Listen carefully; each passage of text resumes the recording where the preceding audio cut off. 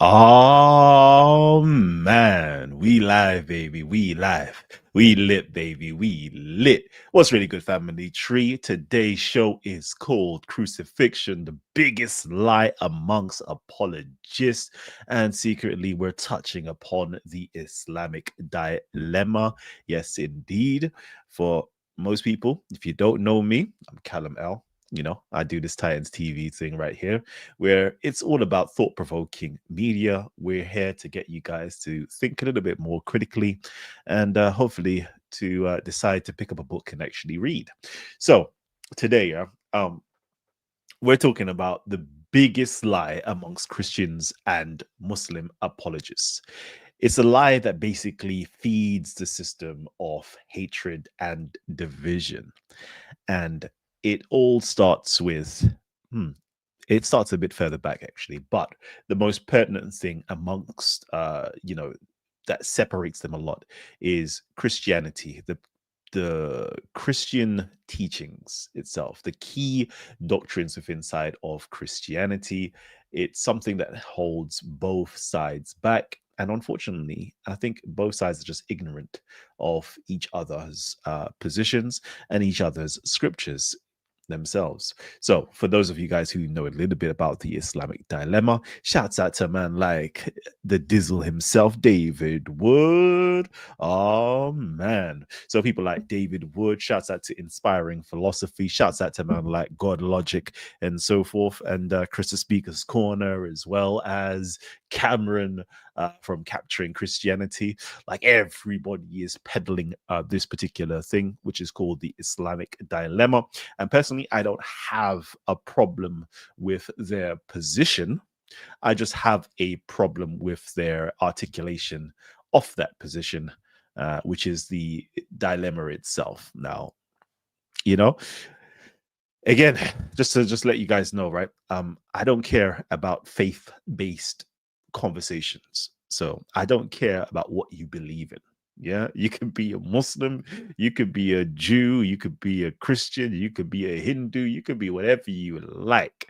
But when you're making claims, I'm always like, cool, let us use logic. Let's substantiate those claims. Let's have an academic dialogue. Let's have a logic-based conversation, right? And more time when you hear this stuff, you're just like, oh man, this is just garbage, absolute garbage that's just been regurgitated. And I see a lot of people actually come at me to be like, Kalam, you can't say this, you can't say that, look at this. And they just, list off some nice like stuff, which is like, oh, cool, chat GPT stuff and blah, blah, blah. I'm like, this is how I know most people, like in this whole community, don't pick up books and read. All they do is pick up, let's say, um, no, they go to YouTube actually and they listen to people that think like them and believe like them, and they're in an echo chamber of the same views being regurgitated over and over again, parading as facts. Let me just quickly go through some of these super chats and the comment section real quickly before we get into the show. Oh man, hashtag reclaim Muhammad, hashtag reclaim Quran, W Kalam, W Abyssinia. Oh man, what's up from America? Shouts out to you. Facts over personality all day long. I love that. Do you see this name right here? Yeah, literally is like the epitome of this channel itself, because we don't care about personality worship, right? Because a lot of these people, let's say, that I talk about and we can talk about, right?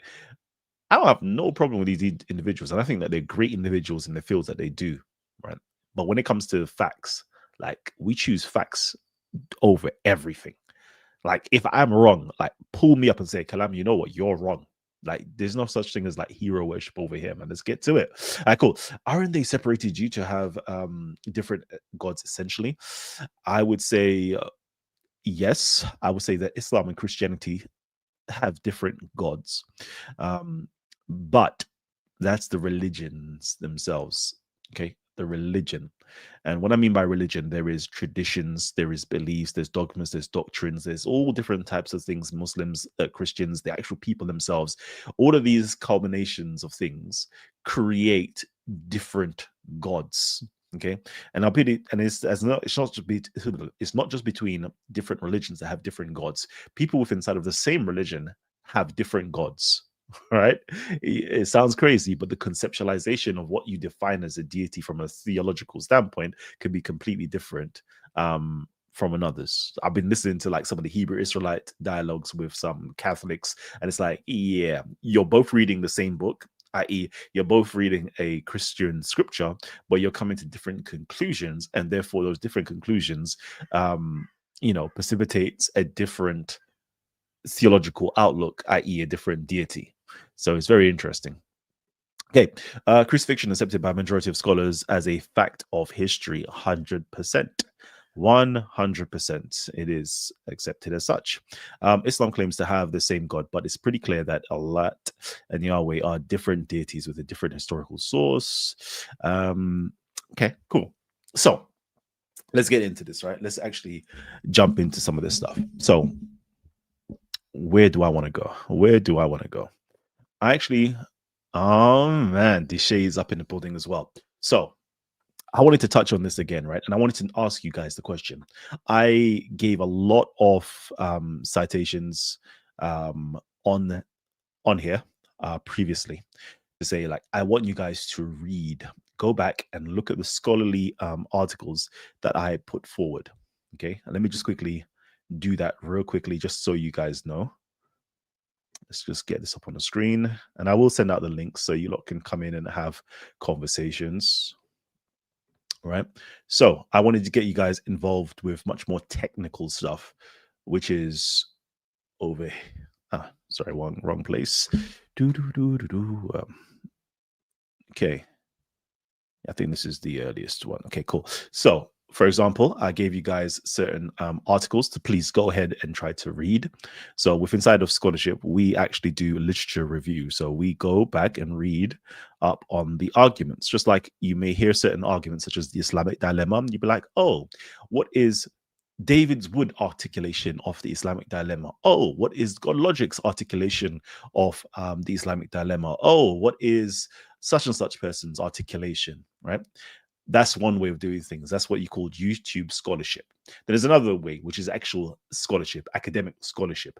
What is the conversation being had about, for example, we choose one element out of that, which is the death and resurrection of Jesus Christ. We choose that element of this contradicts the Bible. So we go back and we say, okay, cool. We know that, for example, Gabriel Said Reynolds has written a article on this. Suleiman Morad has written an article on this. We know that Ian Maverick has written an article. Ryan Craig has written an article. Patricia Crone has written an article, and so forth and so forth. And we kind of go through and read and to hear what are the academic debates or scholarship on this particular topic. Now, I want to know, has any of you guys done this? Because I put it up on the screen. I've kind of shown you, the different ones on here that I have, that I make notes on, I highlight and so forth, and blah, blah, blah, blah, blah. Okay. Now, this is what I want you guys to do, because I hate having, I try my very best not to debate lay people, because it's pointless. It's pointless. Someone like myself that has to go through minimum like 20 different articles, journals, and textbooks, right? From an academic point to make a point, to create presentations, but then somebody comes and hasn't done any of those background readings and thinks that they should be appear to actually have a dialogue and debate with me. It's like, bro, go to sleep, my friend. Oh yeah, go back home. Go home. Okay, so what in academy, Islamic dynamic? No, I don't think it's I don't think academia deals with the Islamic dilemma. They speak on certain points within inside of the dilemma. So let me just quickly show you what I mean by certain points within inside of the Islamic dilemma. So over here, we have the dilemma itself. Let's just put it up. The Islamic dilemma goes like this. Premise 1. The Quran explicitly endorses the Torah and Gospel as authentic revelation from Allah. Okay.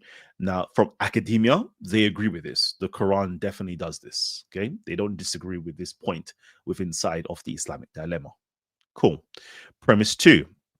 But the actual Torah and Gospel that we historically have today contains doctrines that completely contradict the Quran. Crucially, these doctrines include, so now the contradiction part right here, I would say that academia is technically split. Technically split. Technically split. You have the old traditionalist scholars that read the Quran in light of tafsirs and hadiths and so forth. They may hold on to this point of view.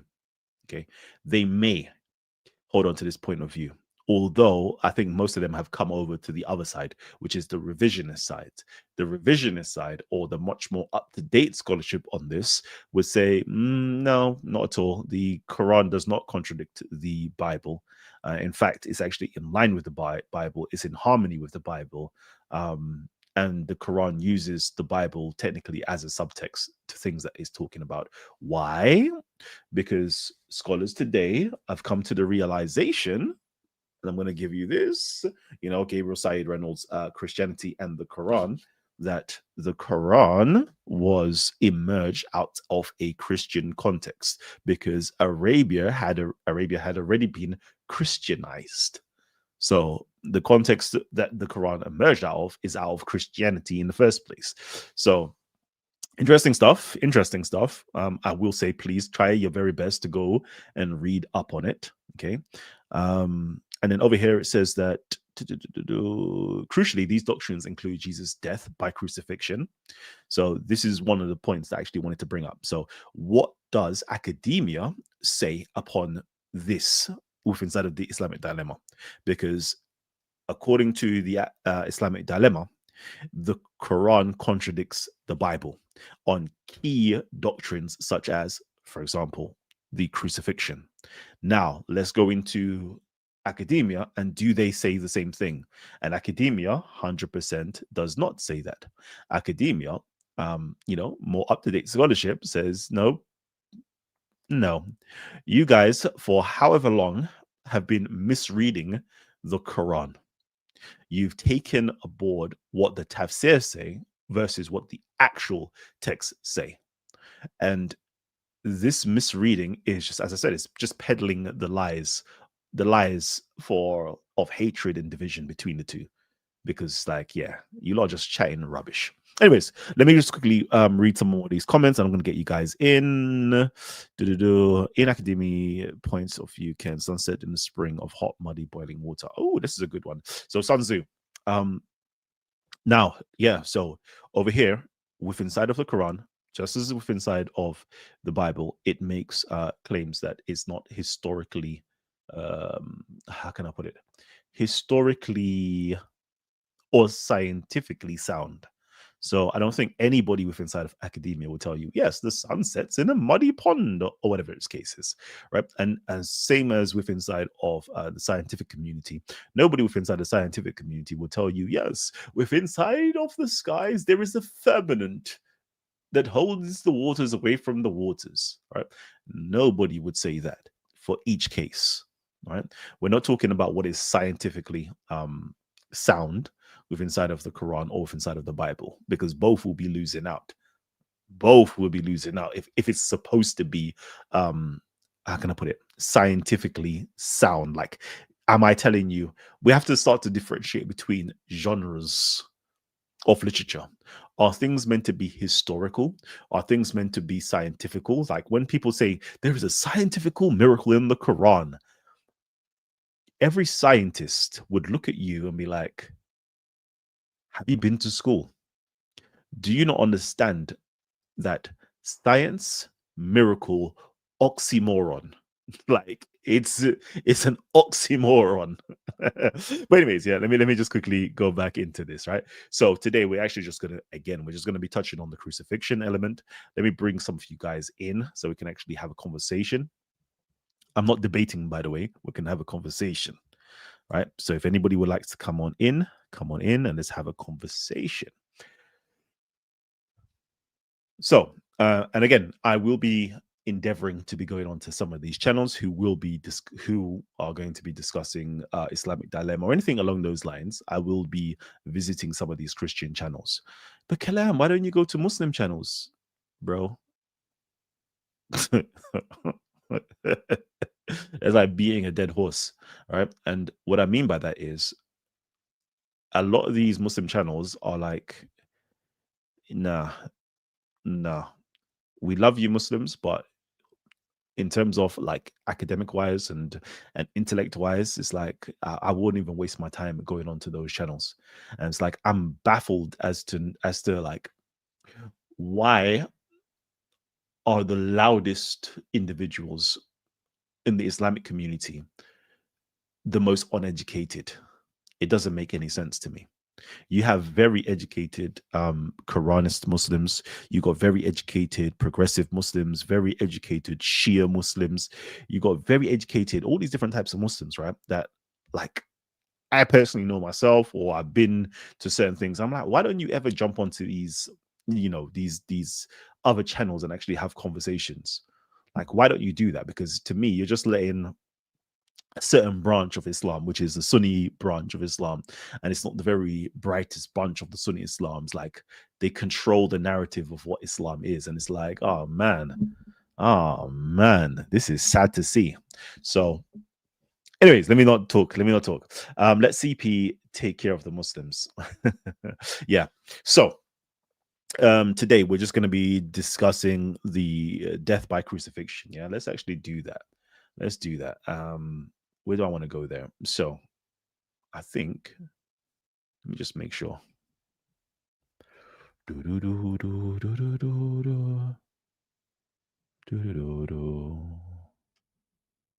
got some good stuff here. Okay, I got some good stuff here. Let me see. Oh yeah, this is a good one. This is a good one right here. This is from Gabriel Said Reynolds' book. With this method, moreover, it emerges that Quran and Bible, far from being incompatible or in opposition, are very much in harmony. In fact, this method demands that the student of the Quran be no less a student of the Bible. So, too, it has implications for the student of the Bible. The Quran can no longer be seen as a foreign or irrelevant book. It now appears as a work very much within the tradition of biblical literature and should be considered such at universities and seminaries alike. Interesting stuff here by Gabriel Said Reynolds that most people look over and don't want to actually acknowledge that the Quran and the Bible are far from being incompatible with each other. They're not incompatible and they're not in opposition. That they're very much in harmony. Now, I'm going to be called a Muslim apologist for simply stating what academia has to say about the Quran and the Bible. And I know this because obviously, people take sides. I'm a Christian, so I'm against the Muslim. I'm a Muslim, I'm against the Christians. But it's like you don't need to grow up and actually start reading and become a bit more objective in your life and start taking on critical thinking. Cool. Again, the link has been shared. I believe somebody here, Abdul Amto, asked for the link to join. The link has been shared. Um, you said it right here. Can I join? And let's debate. You're welcome. Cool. So now let me get to like the most famous verse within inside of the Quran, the most misunderstood verse within inside of the Quran itself. Let's go there. And I want to know. I want to know.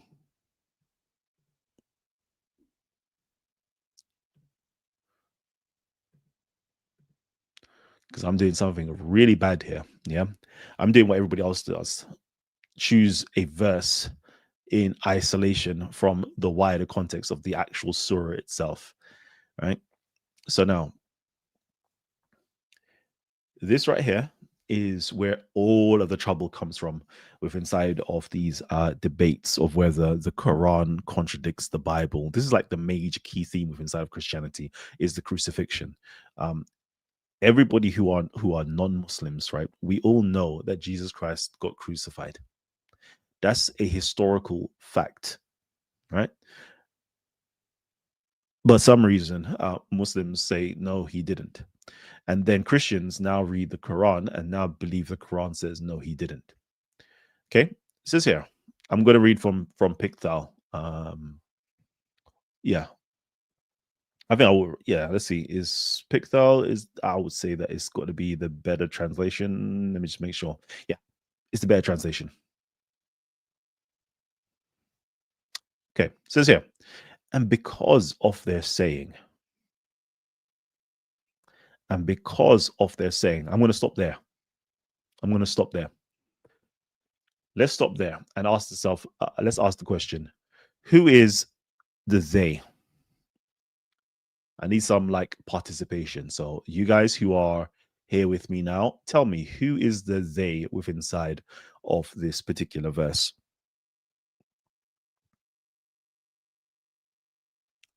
Tell me. Do you know who they are? Do you know who the they are? So far, nobody's responding. I will tell you. They are the Jews. Okay. They are the Jews.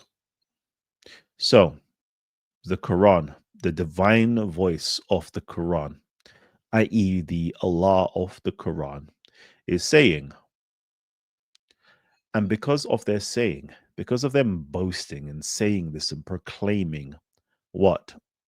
We slew the Messiah, Jesus, the son of Mary, the apostle of God. Because of that saying, they had killed Jesus. He responds and say, they slew him or killed him, not nor crucified him. I want to see if you guys can understand the context. Because for some reason, for some strange reason, like normal, like I hear people talking, I'm like, wow, do you not understand? Do you not lack comprehension skills? So the divine voice is saying that the Jews claim that they killed the Messiah. And then the divine voice rebuttals them and says, you claim one thing, but I'm going to say to you, no, that's not true. You did not kill, nor did you crucify Jesus. Okay. The question is, if one wants to be technical, when or where did the Jews say it, or what Jews said this? Right?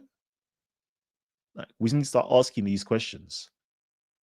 I don't even want to go into too much detail, but these are the questions that you should really start asking and start becoming a bit more like critical. As I keep saying, we need to be critical, start asking questions.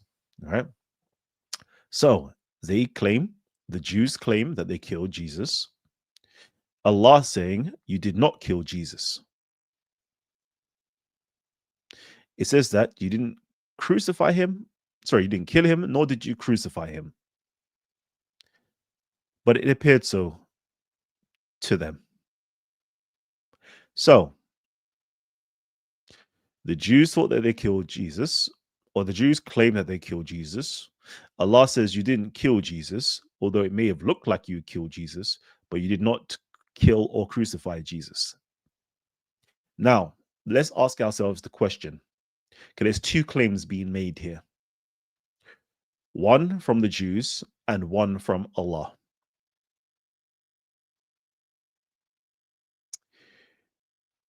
Did the Jews kill Jesus? Yes or no?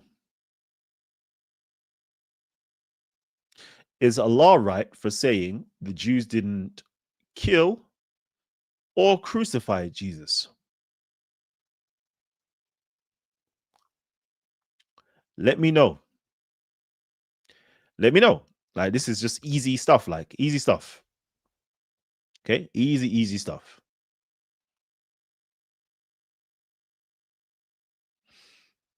Now we know, number one, okay, for those who are history students or just know history or just know a little bit of Christianity, we know that the Jews never killed Jesus, and we know that the Jews never crucified Jesus.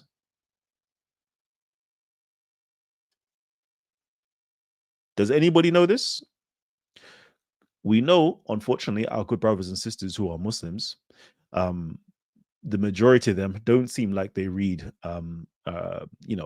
historical books, or they don't read biblical books to know this fact. Okay, so this is why I don't even really engage with Muslims on that level, because they don't read them type of stuff there for some reason or another. But Christians, yeah, and everybody else who does to read history, I want to know, did they kill or crucify Jesus? Yes or no? The answer is obviously no. Let's quickly read what my brother here, Ifish says. The Romans crucified and killed the Messiah. The Jews did not kill or crucify or curse Jesus. Correct. Very much so correct. Okay. So the Quran is simply rebutting a Jewish claim. If we wanted to go a little bit further, you would know that this Jewish claim is inside of the Talmud or inside of another book called the Toledat Yeshu. Okay. And it's a very specific claim because the claim of killing and crucifying is a very peculiar way of stating things. So for people who are within inside of academia, they've picked it up because within inside of the Bible, it says that, or the New Testament, it talks about crucifying and killing. Jesus died via crucifixion, but within inside of the Talmud, okay, he is first killed via stoning, then he is crucified for a day, and then taken down before the Sabbath or the Passover. That is what happens. So here, the Quran is directly speaking to the Jews on their accounts to say, you're saying within inside of your Talmud that you killed and crucified Jesus, i.e., stoned him and crucified him. That is a lie. You did not do that. Okay? You did not do that at all. That's all what the Quran is. Well, that's not all, but that's one section of what the Quran is attempting to do there. But unfortunately, yeah, you know, when the Quran doesn't belong to a certain group of people and they don't understand history, they now make up stories. And the story is now made up that, you know, somebody else was killed in Jesus's place. Nonsense. And all I'm trying to get you guys to do, yeah, is to pick up our book, think critically. What does these stories actually say? Than just parroting off nonsense. Okay, so let's quickly keep on going. Okay, now it says here, but it appeared so to them. It appeared that you killed Jesus, but the Quran is saying you didn't kill Jesus. Then it continues to say, and lo, those who disagree concerning it are in doubt. So I'm telling you, you never killed Jesus. And then if you want to say, no, yeah, we did, whatever the case is, oh, I don't know what's going on here. Clearly, yeah, for those who disagree or have a difference to that, you are in doubt because you truly have no knowledge and you only pursue something which is that of conjecture because you slew him not for certain. And Christians, why would you have a problem with what's been stated here? Because this is a fact. The Bible picks up on this, okay, and lets you know that the Jews were not the ones who actually killed or crucified Jesus. It tells you by wicked hands was Jesus crucified, i.e., by the Romans. It was God's plan, not the Jews' plan for him to be killed. The Jews thought, they believed, they were under the assumption that they were the ones who put him to get crucified. They believed they were the ones who were planning and plotting for him to be crucified. But the Bible already lets you know, no. It is by God's foreknowledge, by God's plan, by God's decree that Jesus will be put to death. The Bible picks up again and says, no man can take away my life, but I lay it down freely and I will take it back up again. Okay, this is the command that was given to me by my father. Like, again, to me, it's like the Quran is literally saying exactly what the Bible says. But for some reason, Christians are choosing not to read the Quran as to what it says and how it's definitely in alignment with the Bible, but they choose to read it in the Islamic way for reasons I don't know why. And the only possible reason is, and the beneficial reason for that is to soar, is to not correct Muslims in their wrong interpretation of the Quran, but is to keep the conflict and the division going on. The Quran tells the Muslims, if you are in doubt, go to the people of the book, go to the people who have knowledge. It's your duty and your job to be educating these people.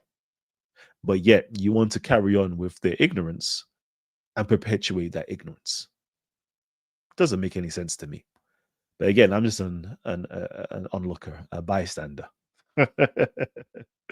Oh man, what's really good. Kind of why the Quran is correcting, not correcting on well, you'll have to go into the what's it called? You would have to go into the Alexander romances and see what those work have to say. Okay, these are Christian texts written about Alexander the Great, saying that he was uh, you know, a pre-Christian. He was basically a monotheistic. He was monotheistic. He was a pre-Christian or something along those lines, and they really, big him up. The question is, were the Christians right in saying that Alexander the Great was a pre-Christian? We'll have to go into that. And what does he say about, the sun setting? He traveled to a certain distance and sun setting. Is that like, are the Christians wrong then in writing that book? Sometimes we hold one group of people to a certain standard that we don't hold ourselves or other people's to me it's just odd at times when I just see it. It's like, okay, cool. Is this a figure of speech that's going on here? Like we need to start analyzing the texts and understand, is this a figure of speech also? Okay. Now you're playing with semantics because the Pharisees could not kill Jesus directly, but they got the Romans to do it. Yeah, that's correct. They couldn't kill Jesus directly, so they got the Romans to do it. Yeah. But again, whose plan was that? Was that the Jews' plan or was that God's plan? And this is what this whole text is about. It appears so, but you never killed him because he is written indeed. Okay. So if you understand the Jewish Talmud, you understand what it means to be killed and crucified. What is the theological implications if Jesus had been killed and crucified by the Jews? In their mind, where is he? Hence the reason for the risen part afterwards, the resurrection afterwards. Should a Christian read the Quran? I'll tell you why. I would say it like this. Why should Christians read the Quran? Number one, okay, you don't have to. You don't have to. But if you're a person who likes history and you're a Christian and you realize that the Quran is speaking about your people, Christians, surely you would want to know, what were my people, Christians, doing in the context of the Quran? What was going on there? What was the dialogue taking place between, the Quranic author and Christians? But then when you go a little bit take another step further, you will realize that the Quranic author is actually a Christian himself. That's another level. I don't want to just blow your mind for that one, but take that little step extra and be like, okay, so what is this book actually trying to say? It's another story for another day. Okay. Let's quickly read. It was the so-called Jews who betrayed him, not the Romans. The Romans didn't even want to kill him. It was them. Um, yeah, the Romans needed to have a reason to kill him underneath the law. The whole Bible is about God's plan. Is Allah from above? He should know what we see, and he sees. Made a point on sunsets. The Talmud is not spiritual text. Cool. So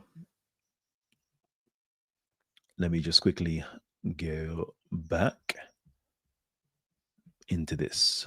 Do do do do do do do do. Let me see. What do we have here?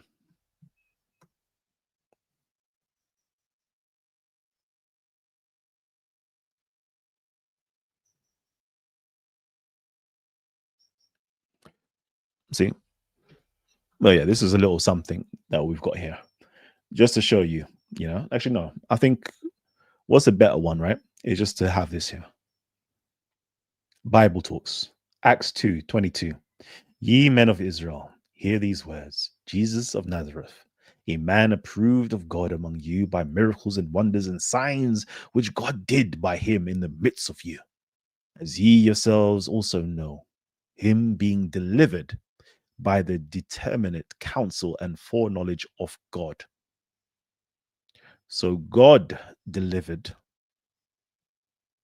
based upon his determinative counsel and foreknowledge Jesus to the Jews who had taken and by wicked hands have crucified and slain,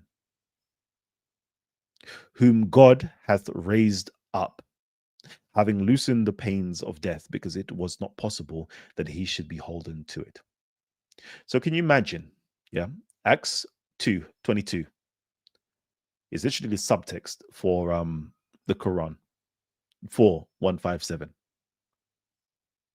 It has here the whole crucifying and killing and raising up the Jews, etc., etc., etc., right? All of it is just there. Like the whole subtext of it's there. But for some reason, we migmarole, those of us who are non-Muslims, migmarole, and we now look at the Quran to say something completely different from what the Bible is saying. The Bible is saying exactly the same thing. The Jews were not the ones who killed or crucified Jesus. It was God's plan for Jesus to be killed. And it was God's plan to raise up Jesus again for his own glory. The Bible also tells you it was the Romans or the wicked hands that were the ones who actually crucified and killed Jesus physically. The Quran says it wasn't the Jews who crucified or killed Jesus. It's like both texts are saying exactly the same thing. And I'm just wondering why? Why do you choose not to read the text for what it actually says? That's my question. That's all I'm gonna actually ask. That's my question to you guys. Like, really ruminate on that. Really ruminate on that, please. Okay. Um. Okay, cool. Yes, I know. Islam is the debunked Christ, is not the Son of God, but Allah knows best on Gog and Magog. Yes, I know. Islam is the debunked Christ. I don't know. I don't know. Okay. So, family tree. Yeah, family tree. What I want to do right now actually is get you guys on. The link has been shared. Yeah, come on in. If you want to have a conversation, let's have a conversation.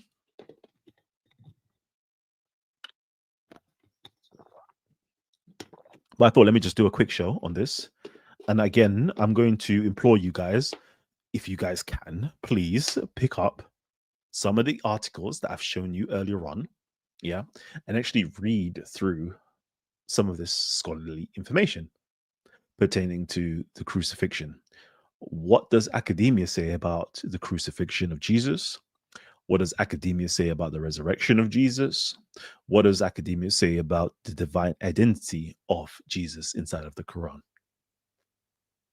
And once you read that, you to tell me, does academia agree with the Islamic dilemma that it contradicts the Bible?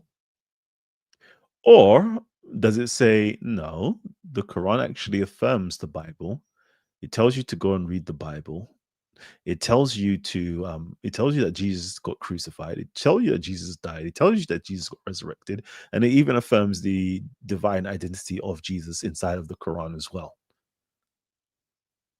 So what's the problem?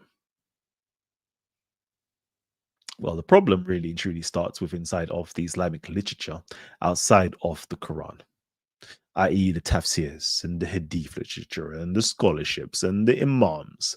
They are the ones that are pushing fake narratives. They're the ones who are pushing fake narratives, unfortunately.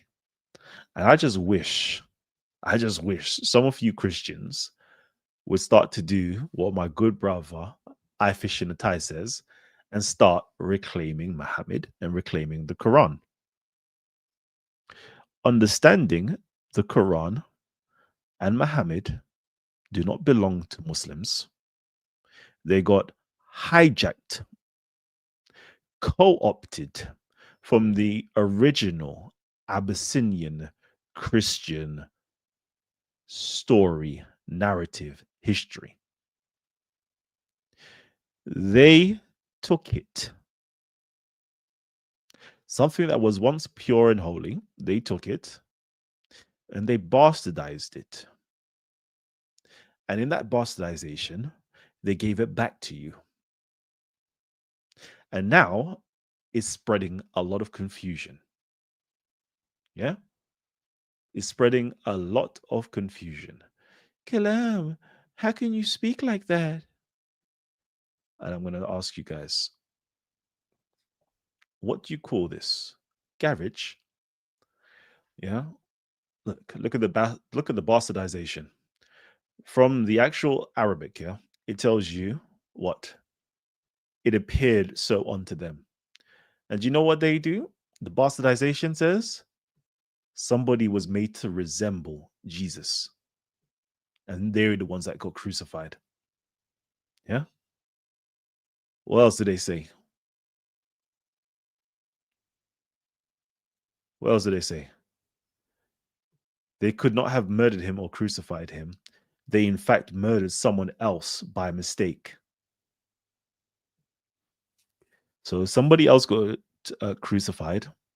Then this translator says they murdered someone else by mistake.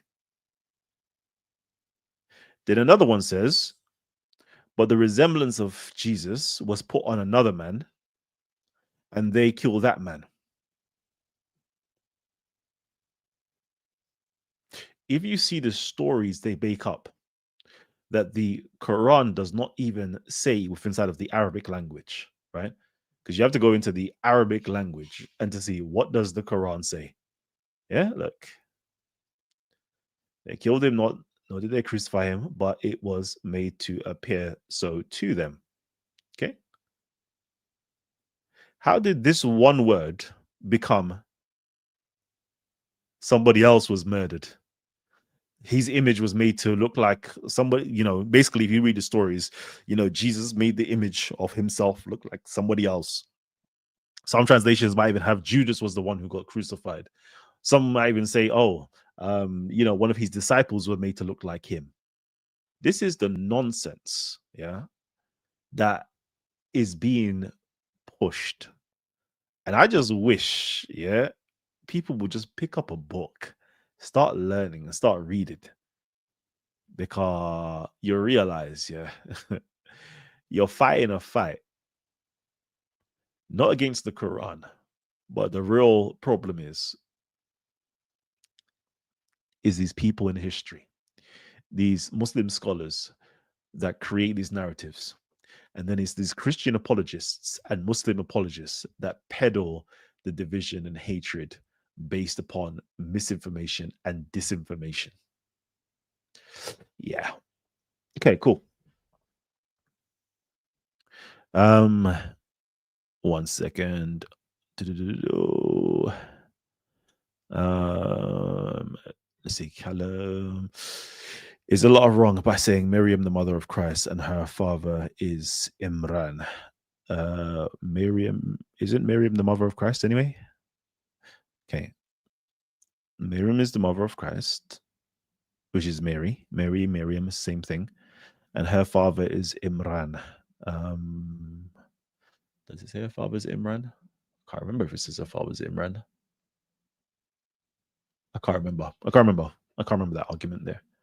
So I'm not going to address it in case I say something wrong. Cool. Jose, talk to me, King. What's up? What's up, man? I Mhm. admire you, boy. I try to talk to you, Kalam. I You're not gonna know. change I their know. mind, you know. You're not I gonna know, change anybody's mind. You just. bro. Well, I mean, And let me say this, yeah. Let me say this to you. You put me on to a debate between Jabari and Enki. I yes. think it was a 6 hour long live stream. I believe. Okay. I believe. I saw. I knew where it was going to go. I saw where it was going to go in both opening speeches.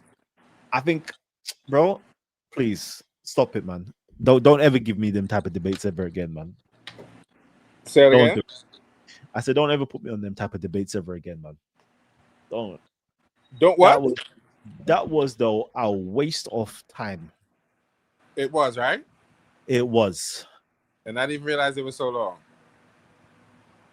I think I watched maximum maybe like an hour and a bit of it, and Yeah. that's me skipping through stuff, and I just really knew. And it's Enki. I think technically speaking, Enki was the one who derailed it from the get go, What?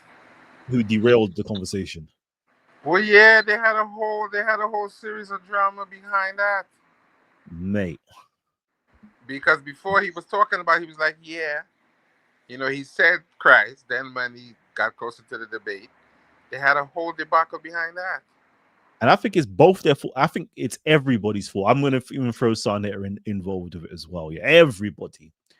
We need to have very precise wording.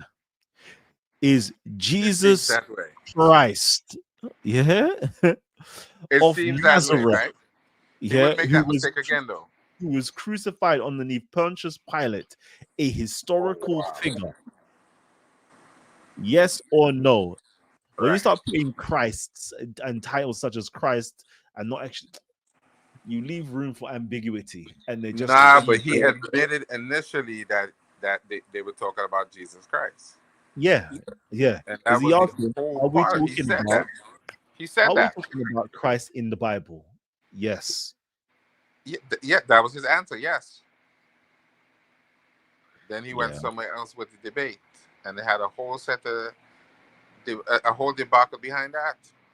Yep. A whole debacle behind that. That's crazy.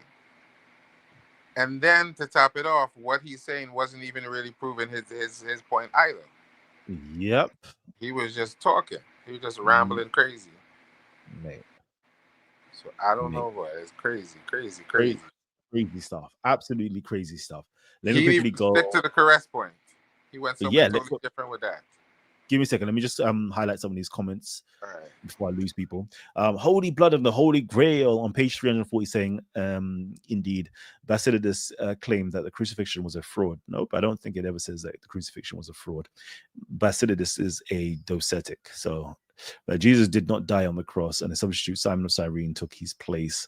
Um, yeah, there is something like along those lines, and Jesus is there looking on at somebody else being crucified and laughing and so forth. This is Gnostic teachings. This is how can I put it? Heretical teachings. That is not the how can I put it? That is not in line with like normal Christianity. The Christian canon is that's not canonized teaching. That's not canonized teachings. Yeah, There's even a 325 there was AD, even a book Nicene that said. Creed. Hmm. Did you see the book? There was one of the books one of the books that wasn't canonized that even said they made Judas to look like Jesus. I forgot what book it was, but it's one of those books that wasn't in the Bible. So I have Maybe all kind of stories. people might say that the Gospel of Barnabas or something along those lines, maybe. But these books are written like how many hundreds of years later, 1,000 years later, even. Look at the year it was written. It was not first century. Okay, he's talking in the talks. Fish, are you saying Miriam have brothers? One of them is Aaron. Again, yeah. See what this thing here with Mary being the brother of Aaron. I'm gonna say yeah. One thing that people have to do is actually go back into history, not just what the Bible says. This is the problem a lot of times, right? We just think, oh, the Bible, and we think the Quran is like, oh, Quran, Bible, Old Testament, Bible. It's like, do you know how many pieces of literature was created during that first 700 years? Let's use 700 years, for example, of Muhammad and the Quran and Christianity, basically. Do you know how many texts were created? And do you know how many places where, if you go back and you read, you see that there is, within side of Syriac and Ethiopian Christianity, that there is a connection between Mary and Aaron, Mary, the mother of Jesus, and Aaron? You go to like these liturgies, you go to an Ethiopian liturgy, and you will hear it within side of the liturgy every Sunday, talking about Mary and Aaron, the connection between the two. But because we don't know, we just think, oh, the Quran says this, and this sounds like it's a contradiction. But if you did a little bit of digging, you realize no, it's not actually a contradiction itself. Cool. Cool. Let's get back into it. So we've got Aladdin up in the building. Aladdin, talk to me. Am I in the stream? You are in the stream. Okay. Good evening, everybody. Good evening. 12 a.m. here. Often for us over here. I'm sure that you still remember me. Do you? Don't tell me. I'm sure you do. Of course. Okay, good. I want to talk about 2 points that you brought up. I was quiet listening to you. You said that the Talmud said that Jesus was crucified, they stoned him, and he died for 8 days, etc. And I don't know. So can you show me that in the Talmud? Stoned? No, just something from the Talmud that they said that he was stoned or he was crucified or whatever about Jesus. They killed him. So can you show me that, please? No problem. Because actually, after you show me this, I will go straight to the point, and I'll give you Talmud sources talking about someone whom you call Jesus, who is not even the Jesus that you claim as a Christian. It's a Jewish sources with everything, even from the Talmud itself. But after you show me, I'll show you, inshallah. So can you please present me the evidence? Kill.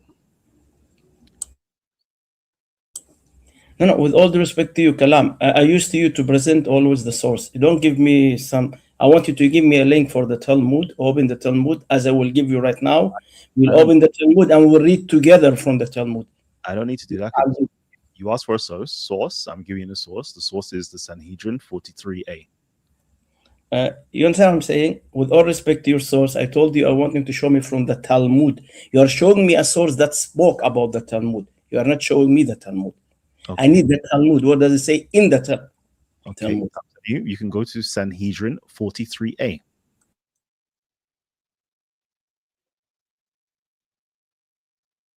Do you understand?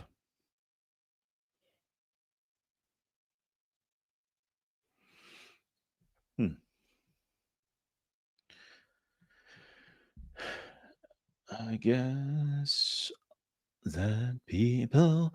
Yo, my brother, Pan Mulatto, talk to me. Peace. And I appreciate these different streams you do. Kalam, I was talking. You didn't hear me? Nope, didn't hear you at all. My apology. I was talking. I was surprised that someone else started talking.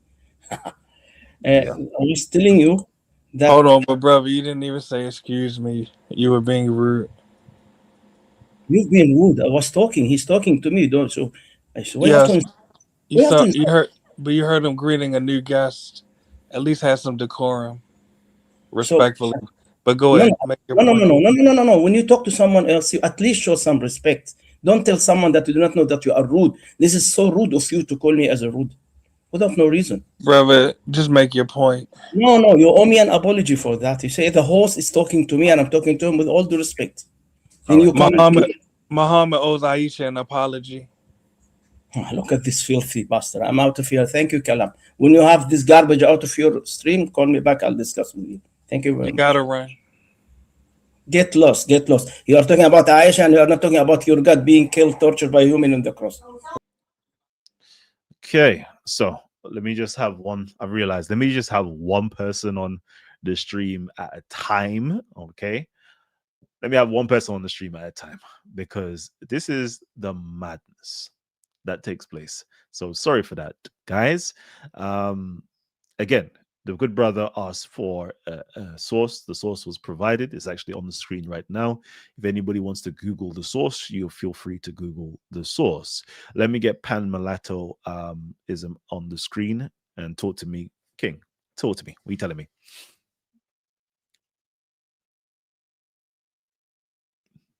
Pan, are you there? Okay. Brother, we can't hear you. You can't hear me? No. I guess for some reason you guys, well, you can't hear me, but on the screen, everybody else on YouTube world can hear me. Unfortunately. All right. Yeah, we can't hear you, bro. Okay. Come back in. Come back in again. Testing. Jose, can you hear me? Jose, can you hear me? Testing. 1 2 1 2. People on the live stream, can you hear me? People on the live stream, can you hear me? Or do I need to check myself? Let me just make a few noises so I can check.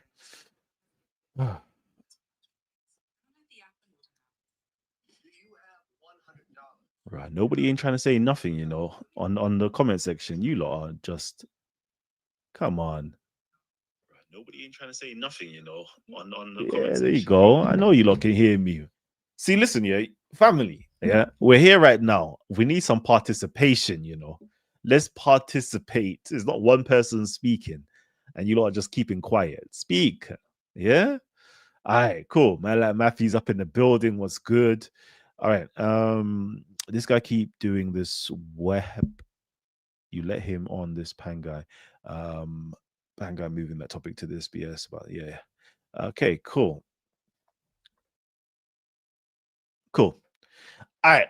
Anyways, I've finished. Anyways, I finished. So if you guys would like to come on in and have like your conversations and talk, or even talk again with each other, please feel free to do that. But me personally, I have actually finished the conversation, and the main priority of this conversation is for you guys to go back, rewind the show, get to the bit where I'm showing you the different articles. Right. I want you guys to go and read the articles speaking on the crucifixion. What does academia have to say about the crucifixion of Jesus within inside of the Quran? I want you guys to do that. Okay. When you guys get a chance, please go ahead and do that, because you'll realize that what's being spoken about within inside of the Islamic dilemma, okay, that which is spoken about within inside of the Islamic dilemma, although the sentiment might be true within inside of the Islamic dilemma, when we get to the actual argumentation itself, meaning premise 2, that the Torah and the Gospel contradict the Quran, or the Quran contradicts the Torah and the Gospel, we realize that that claim falls short. Okay, that claim falls short. Yes. And again, when I say the sentiment is true, Islam or the Muslim world do have a dilemma, because the Muslim world do contradict the Bible, they do contradict the Torah, and they do contradict the Quran. The Muslim world, or Islam, has a dilemma. It's a problem, but the argument for it is false. The Quran does not contradict the Bible. And again, I just want you guys to just go and read some scholarly articles. That's all. That's my purpose of doing these shows, because I'm just trying to get into your heads to read these scholarly articles so you can come to a different way of thinking. All right, Aladdin is back. Let me get him up on the screen. Give me a second. Aladdin, Well, what's I up? hope that we can start again fresh. Me and you, nobody will interrupt us with all due respect, as we always do. Please. Let me tell you something about what you quote from Talmud, which I'm aware of. And if you want me to give you the Jewish sources, I'll post it in private chat so you can post it in the live chat for everybody. The same source that you quote. Jewish said, and I will give you the Jewish source, said that the Jesus who was mentioned in the Talmud, in where you quote Sanhedrin, folio, chapter 43a, from verse 30 to verse 35, they said this Jesus mentioned in the Talmud was the student of Joshua ben Persia, who lived 100 years before Pontius Pilate. He is not the Christian Jesus. Jewish rabbis taught he had five disciples, and their names were Nakai, Nizir, Porni, whom their names are not the names of your Jesus disciples. And they have complete explanation about that. So they answered you and they told you, this man also, it says in the Talmud, he was practicing sorcery. And you believe that Jesus was not a sorcerer. So the Jesus they are talking about, he was a sorcerer who was making sorcery. So therefore they punished him by stoning. And they explained who was he. So that was the Jewish answer. You want me to give you the Jewish source? I'll post it right the link now in private chat, please. And if you want to share it with everybody, it's okay. If you want to show it in the screen, it's okay. If you want to keep it for yourself, it's up to you. So it's Okay, here in the private chat. It's up to you. Do whatever you want with it. Aladdin. Question: Are you not able to share these links or on your screen? Excuse me. Share. I just I'm posted in private chat. I just put it. I don't really know. I don't know how to share. Honestly, I don't know how to share. I don't know how to use Steam. To be honest no, with you, I don't know how no, to do stuff. no problem, no problem. I gave you the link if you want to open it. That's a Jewish. That's Sanhedrin, actually, the Jewish source. You go to verse 30 to 35, then read all the way below. What I just read you is mentioned there. It is in the link, the Jewish, not me. So I showed Okay, you what they said about that. Now, number two, when you are done with this, I'll show you that the book that I call the Holy Book, Grail, that's one of the most popular actually books. I was surprised that you don't know this book because I know that you are fan of history. It's a historical book. And so this book has two different versions, and I have one of them. So the version that I have in this page 350, it says what I told you. And I think that I have the link also for it. If you want me to give it to you, I'll give it to you. It's a historical Christian book, has nothing to do with Islam. And that's what they are saying. And I can show you so many other sources, said Christian sources actually, said that they are early Christian who they were closer to Jesus' time, said that someone else replaced Jesus. They said that they accept Jesus as God, as you. I mean, they accept Him God as you are. Their belief is like your belief, but for them, they said it does not fit God or suit God to be killed or tortured in such ugly way by His creation on the cross. So therefore, someone else replaced Him, and that's what they said, not me. And I will give you the source as well. Those are Christian historical. I have some Arabian books from the Orthodox Coptic Church in Egypt, and I have the English book which I showed you a while ago. So it's up to you okay, to take it or not. okay. So Awesome, thank you very awesome, much for allowing me to speak. I'll mute myself. Thank you so much. awesome for your rebuttal. I just wanted to make everybody here. Ooh, jeez, we've got a good guest in here now. We've got iFish in a tie with us right now. I want to do this just so the good brother knows that we're If not you want me trying to step out and bring someone else, I can go backstage. I have no problem with that. It's to okay with stay exactly where you are, because I need to just respond to you in a certain way. Um, just so you know that we're not being rude for not showing your link on the screen. It's just that your link on the right hand side, don't know if you're able to see it on the right hand side right here. It's a StreamYard link. So when you do click it, it goes into a StreamYard. It's not the link to anything that you believe No, that no, you no. sent. What you have to do, just get the So link, just put it there in your Explorer at the top, then click, it will open. And if you click on it, it doesn't open. Just bring the link itself, put it in your Explorer, HTTP, blah blah blah, then So, open. It will open automatically for you. That's so as I'm saying to you, I've done that. I've clicked onto it, and it goes straight back to StreamYard. So this is why I'm not even going to click onto it again, just to let you know that we're not being bad mind by not actually going to your link. Can you do me a favor? Can you please post it in a live chat? Maybe someone else can open it as well, so they can share it also. I want to see if they, let us try. Maybe someone of them will be able to open it as I did, if you don't mind. Because I open it. It's right in front of me. If you want to teach me how to share, teach me how to share screen. I'll share and I'll show it to you. I don't know how to do that, honestly. So can you share it to the live chat, please? And they will open it as well. So I will make my point to show you that I'm quoting really sources. I'm not playing games here. I'm quoting sources. I don't want to share it. The reason why I don't want to share it, because I don't know if it's I don't know what type of link that is, to be honest with you. So I'd rather not share it. And I will teach you how to share. All you need to do is actually go to the link. Okay, I'll make it easy for you. How about if you look for the source that you quote, you yourself, look for it in Google, open it, then we'll go together to verse 30 to 35, then read. You will find there what I just read exactly there.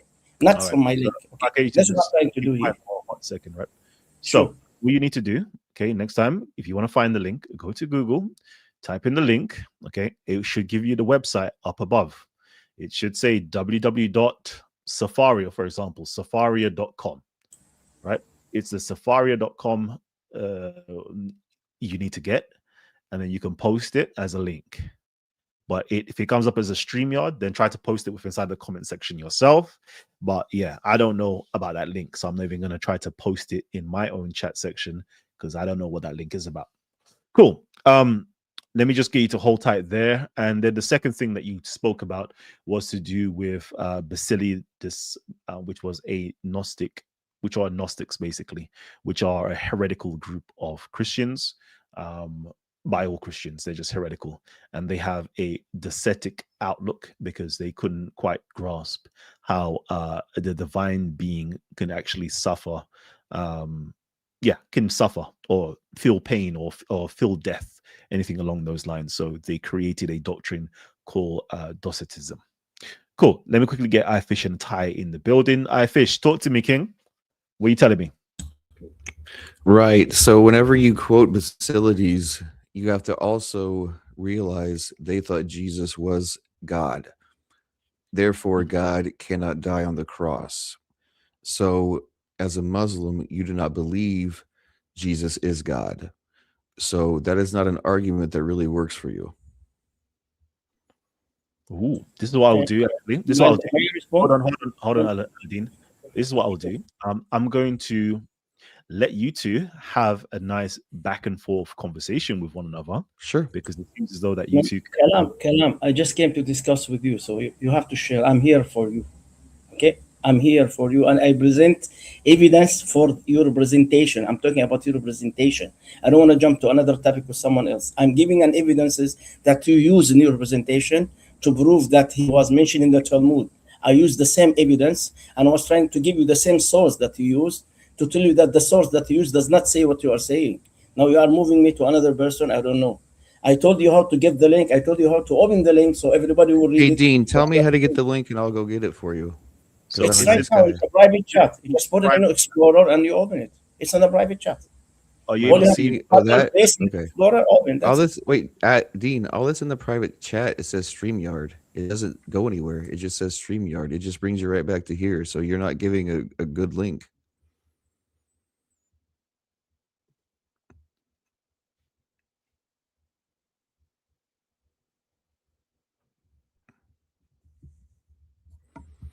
I was on a business call. What's he trying to link or what's he looking up? I don't know. I don't know what it is, but I'm assuming he's going to say the Sanhedrin text that speaks about Yeshu is not to do with Jesus because there is a discrepancy on date. So one is like 100 years prior, and then one is. Kalam, did you mute me? Did you just mute me? No. Nope. Because I don't know. Anyway, this is the link. This is the correct link. It was my bad. I'm sorry. Okay, let me find it.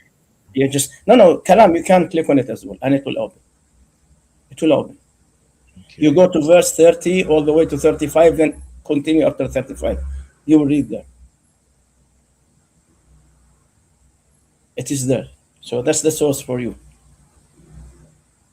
And I have the source also of the book that I quote, Christian book, said that so many Christians said that, by the way, to the other gentleman, I was not using those sources. Yeah, that's the link. Because I don't believe, I don't believe that he was crucified as a Muslim. I don't believe that he is God, of course. But I'm quoting for you Christian sources support my position, saying that he was not crucified.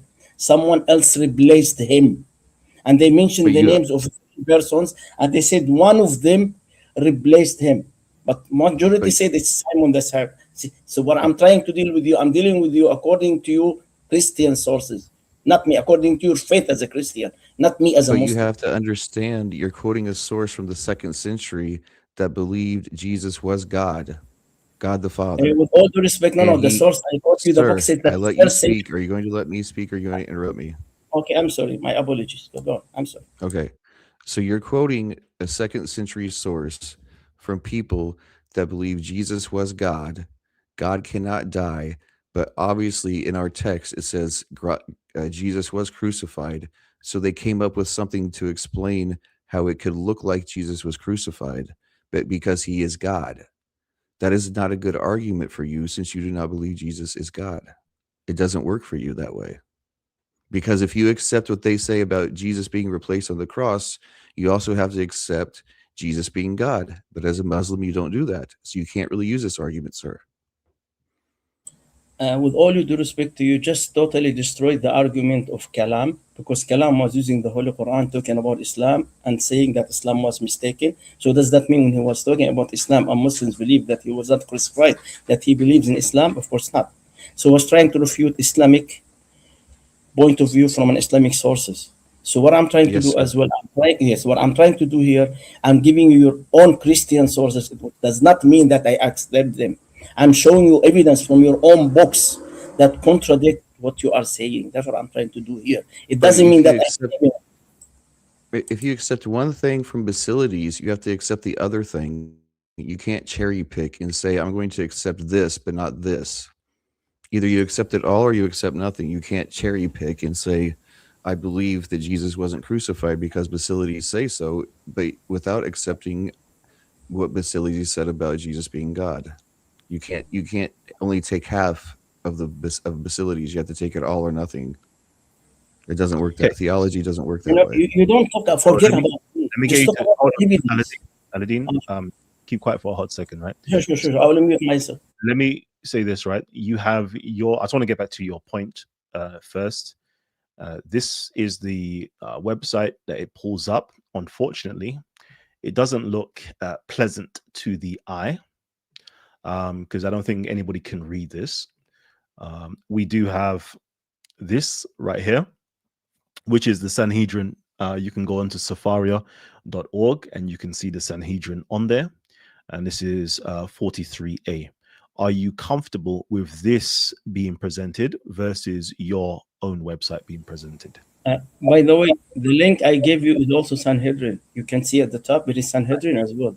So it is Sanhedrin. So why don't you go back to the one that I gave? And because there they give you explanation. Here you cannot find explanation, but there you'll find the verses with explanation. They give an interpretation and they told you who is this Jesus that the Talmud spoke about, which you cannot find here. I'm going to ask you then.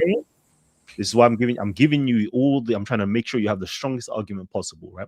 So I'm going to give it to you and I want you to read this, okay? Because I'm telling you, this that I have up on the screen is easy to read.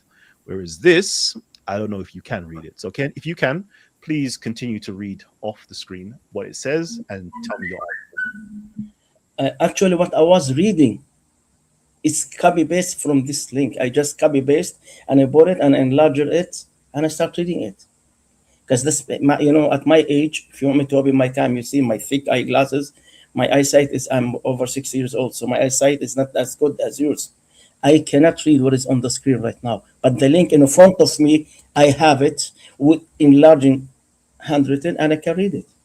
Okay, see, that's what I'm telling you. It's in front of you. You just read from 30 to 35 all the way down. It is there.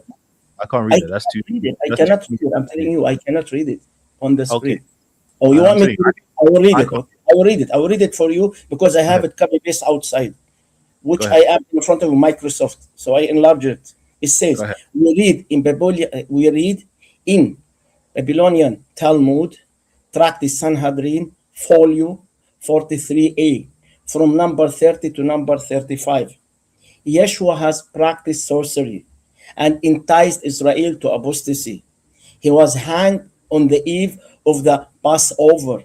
Is it talking about the crucifixion of Jesus Christ as punishment? Some Jewish commentary and Christian missionary said it was about crucifixion of Jesus. Babylonian Talmud, Tractate Sanhedrin, folio 43a, from number 33 to number 35, that's what it said. And a herald precedes him, etc., up to the end. This implies only immediately before the execution, but not previous thereto. In Okay. 33, and Again, I'll continue 33. Continue, stop for a right? second. I can't follow along. On the screen, do you know exactly where you're reading from? Because I can't see that. I can't see anything that you're reading. I'm reading now from verse 33, 34, and 35. Okay, 33. Yeah, let me Yeah, go yeah, to yeah. 30. 33. Yeah, That's what I'm reading now. margin it right now because I can't see. So in 33, it was in contradiction to this, it was taught. Is that what it says? On the Ca- eve of Passover, Yeshu. Can I continue, please? I'm asking, is that what it says on your screen? Actually, what I see right now, no, because I copied paste something. What I read here, it says with an explanation to the verses. In contradiction to this, it was taught on the evening of the Passover, Yeshua, in 34, was hung for 40 days before the execution took place. A herald went forth and cried, "He is going forth to be stoned." I'm reading from the link. Because he has practiced sorcery and enticed Israel to apostasy. Anyone who can say anything in his favor, let him come forward and plead on his behalf. But since nothing was brought forward in his favor, he was hanged on the evening of the Passover. 35, they quote, it says, the Jesus mentioned in the Talmud was the student of Joshua ben Birachia, who lived 100 years before Pontius Pilate. He is not the Christian Jesus. Now I'm telling you what they added. He is not, they are telling you he is not the Christian Jesus. Jewish rabbi taught that rabbis taught had 5 disciples, and they mentioned their name: Mattia, Nakai, Nezer, Boni, and Tuda. And those are not the disciple of Jesus, the names. So he was a sorcerer. Yes, they It are. said, Oh, sorry. just a minute, let me finish. They said he was a sorcerer, and they mentioned names who are not the disciple of. Does Jesus has any? Can you mention me the names of the disciple of Jesus, please? Aside from Matthew, can you mention them, please? Do Jesus have anybody knows as I know Nakai, Toda is. I know Toda Uzi, is Thaddeus, Oni, and I or know. Tuda? Yeah, Toda is Thaddeus, and I know I've been through these before and looked them up. I think Neke may be Nicodemus, and I'm not sure about Netzer or Booney, but I'll look them up real fast because I know I've been through this before. That's what I'm trying to do. I'm not trying to offend you in any way. I'm just trying to tell you what Chris. No, what that's fine. Jews We're having a nice conversation, I'm so giving there's you no what reason. Jews say. That's it. So Jews Right. said that those you might say that Matthew, maybe Matthew. It's okay. Sound like Matthew, but they mentioned other names like Boni, Tuda. There's no Boni. There's Yes, no Tuda and in I've Jewish. told you I've been through this before, and I will look it up, and I will get back with you. Give me a few seconds, okay? Yeah, sure. Now, if you don't mind me, while you're looking it up, I would like to go to Kalam. Kalam, the book I gave you, I'm willing to give you the link as well. You open it. Actually, I download this book. There are 2 different versions. One of the versions that I have, they said that those people who claim that someone replaced Jesus, they were in the 1st century, not Okay. 2nd century. They spoke about this. They said someone replaced Jesus from the 1st century. Let's stop there. Let's just stick Sure. to one argument at a time. Okay. Sure. Yeah. By the way, what's the name of the gentleman? Because I cannot see his name. I'm sorry. I want to call him by his name. What's the name of the other gentleman? Because it's very small. I fish in a tie. Huh? Come again? I fish in You a can tie. call me Fish, Okay. sir. You can just call Okay. me Fish. That's fine. Oh, sorry. I'm sorry because I cannot see. I do apologize. So, yeah, this thing is Kalam, by the way, I'm not here to argue with you. I'm just telling you what the Jews said. So whatever you reply, this reply should be for a Jew, not for me. I want to see what is your reply for that. no See, problem. I'm So telling you what is- your argument here is okay because you've quoted this. I've quoted Sanhedrin 43a. You've asked for me to bring it up on the screen, and then you weren't happy with my one on the screen, which is this one. So we brought up your one on the screen, which is this one. And your argument is that this isn't the same Jesus of Christianity. It's another Jesus. Kalam, please, that's not my argument. I'm quoting you the argument of the Jew, please. So I'm quoting you what the Jews said, not what I'm saying. Okay, so it's the argument of the Jews for you. That's their refutation for you when you said that the Talmud here spoke about your Jesus. So the Jew says what then? What does the Jew say? I've just read for you what I was reading. You were not listening to me. What I was saying a while ago. I was reading, but you said that these are not. No, I'm glad that the other person, Fish, was able to quote what I just said, so he's looking up for it. See, one of the most important things they mentioned here in this verse 35, they mentioned the names of his disciples. And those disciples are not the disciples of Jesus. For Jews, this is a solid ground. They tell you, they're asking you, does Jesus has any one of those disciples? No. You mentioned the name of his disciples. None of them has those names. You understand? So this is the Jewish argument for you, not my argument. I'm quoting the argument for you. You're saying this is a Jewish argument. So this tract here is supposed to rebut Christians. Is that what you're trying to say? I'm trying to get your argument. No. You're saying that this is not talking about Jesus. That's what Jews said, not me. Jews said that does not talk about your Jesus. Which Another person names was Jesus, and they said he's the student of this rabbi. Then they mentioned the name of the rabbi, and they mentioned the name of the disciple of this rabbi. Okay. So therefore, this man, this Jesus for them, has a student, okay, disciples, and the name of his disciples are not the same. The name of the disciple of Jesus in your Bible.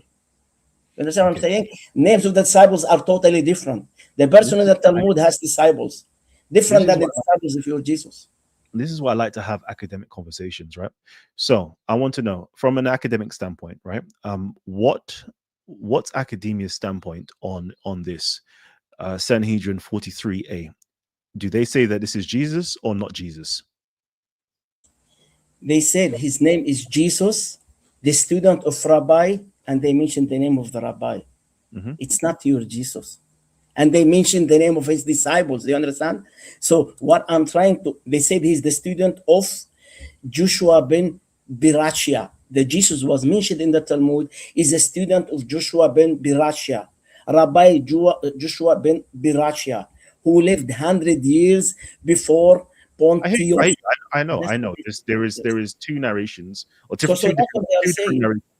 Okay, bear with me. I know that there's two different narrations. One is, if you was to date it chronologically, it's like 100 years prior to the Jesus of Christianity. Then there's another one which is another like 100 years or so, or 200 years or so after Jesus of Nazareth, the Christian story within inside of the Talmud, right? And I know that, but I'm asking you, in terms of Judaism and in terms of academia, who is this person? Is this person here Jesus of Nazareth or not? According to the Jewish sources, they said no, he's not. Okay, cool. Can you give me a Jewish? So I'm asking you now, a modern day Jewish source that says this is not Jesus. You see, you don't ask me about Jewish. I don't know. I have no. You see, if you want to talk about history, Kalam, I am the worst person that you can talk about history. Problem.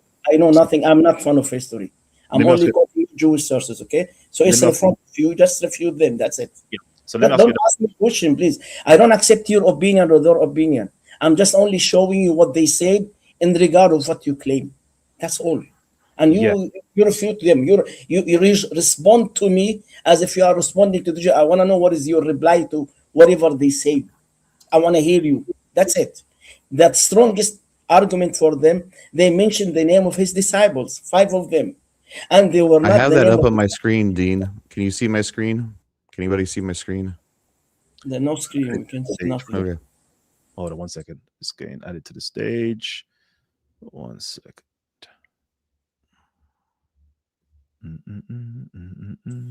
So, Kalam, what I'm trying to do here, I want to know your position as a Christian. What will you answer them?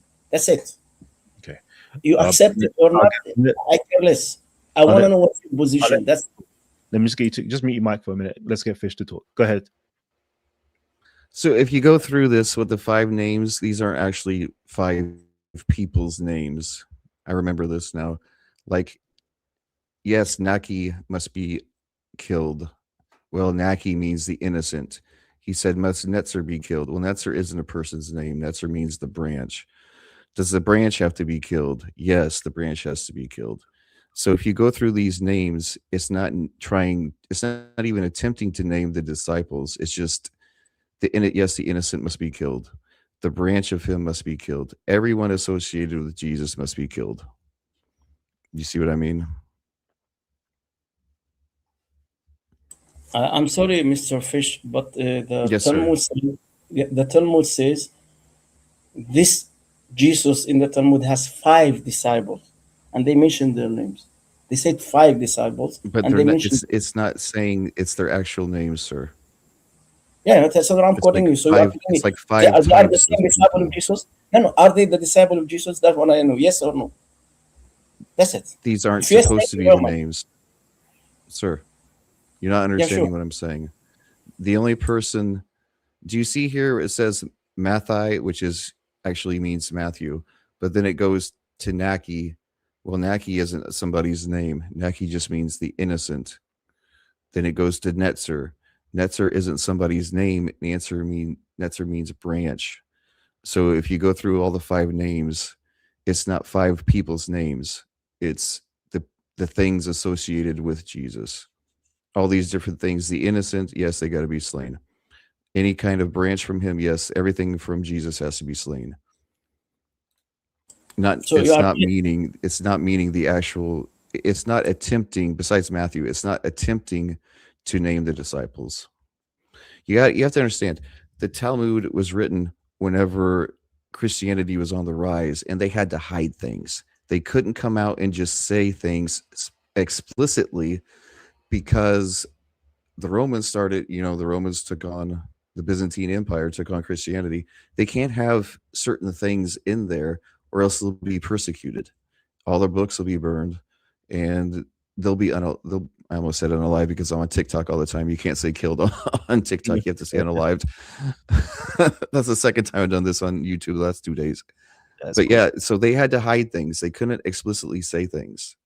Do you understand that, sir? So the way I understand it, you are telling me those are not names, those are like an attribution. Right. Right. So that's what you are telling me. It's an attribution. That's your. I understand. That's your point of view as a Christian. So you are telling this to the Jew. It's okay. That's your answer to them. But when you read the Talmud that I post for you, it says that they are the disciples. So you remove the word disciples and you say they are only attribution. So my question for you, my next question will be for you. Why is it that the Talmud said that they are his disciples, and you say those are not disciples, they are attributions? Do you understand what I said, that they cannot come out and write the 12 disciples, or else the book will get burned and they'll get killed? Like there's no possible way. This was their way of saying what actually happened, but they had to code it. They couldn't come out and say it. They couldn't write it down, or else they'd be killed and all the books would be burned, which actually does happen later, because some Christians said, "Hey, you guys are lying about this. Obviously this is Jesus. Obviously this is Jesus. We're going to kill you and we're going to burn your books." So by the way, was Jesus a sorcerer? According to the Bible, was Jesus according to Jewish thought, yes.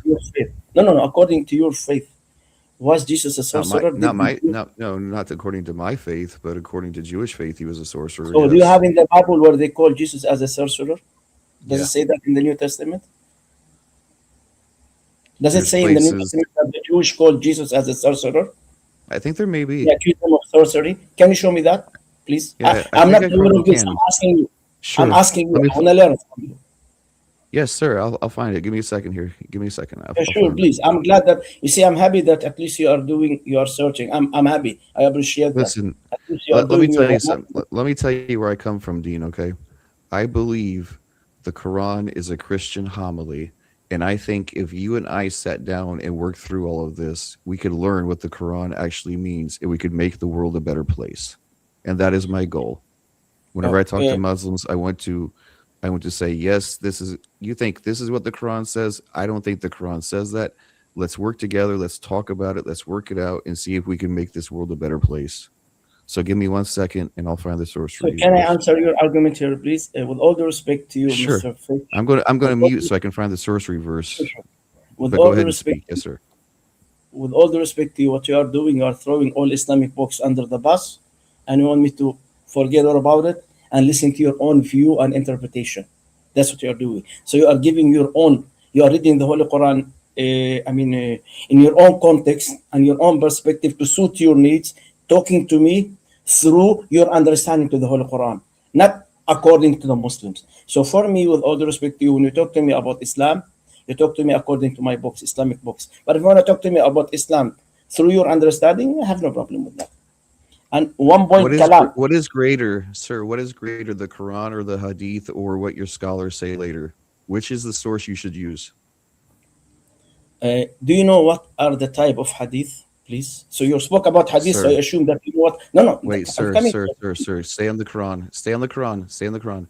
Which is No, you greater, asked me the a question, Quran or right? the tafsirs? No. You didn't say tafsirs. You changed your words.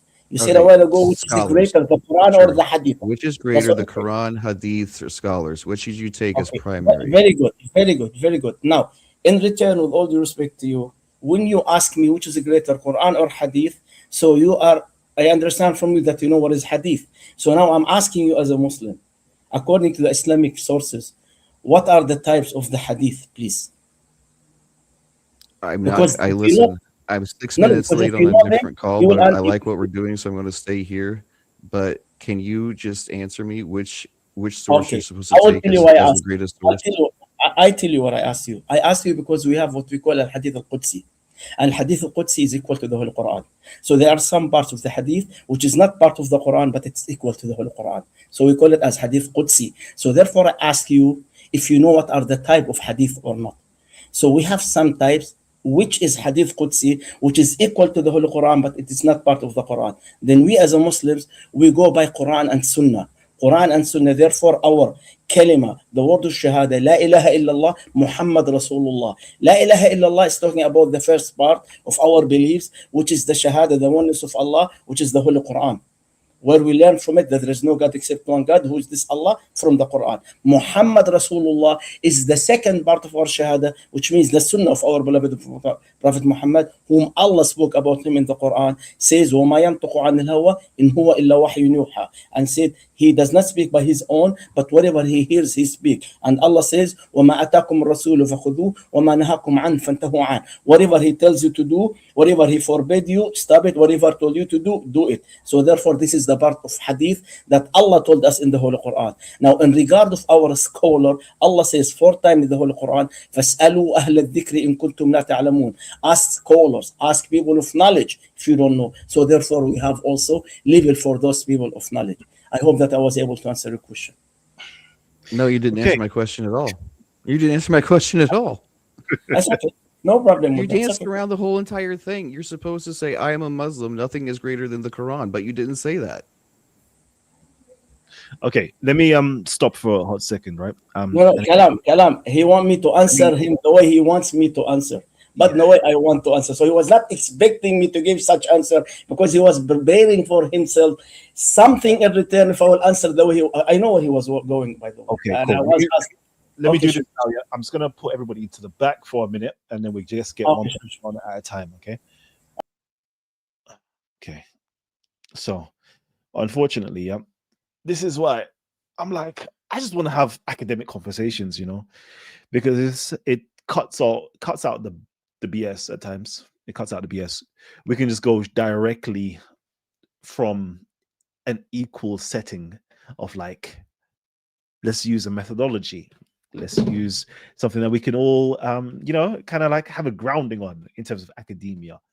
But when we are just jumping around the place and being like, let's go to the Talmud, and you don't even understand like the context of the Talmud and all these things here, and it's like, bro, it's long for me, so long. And again, let me just quickly do this.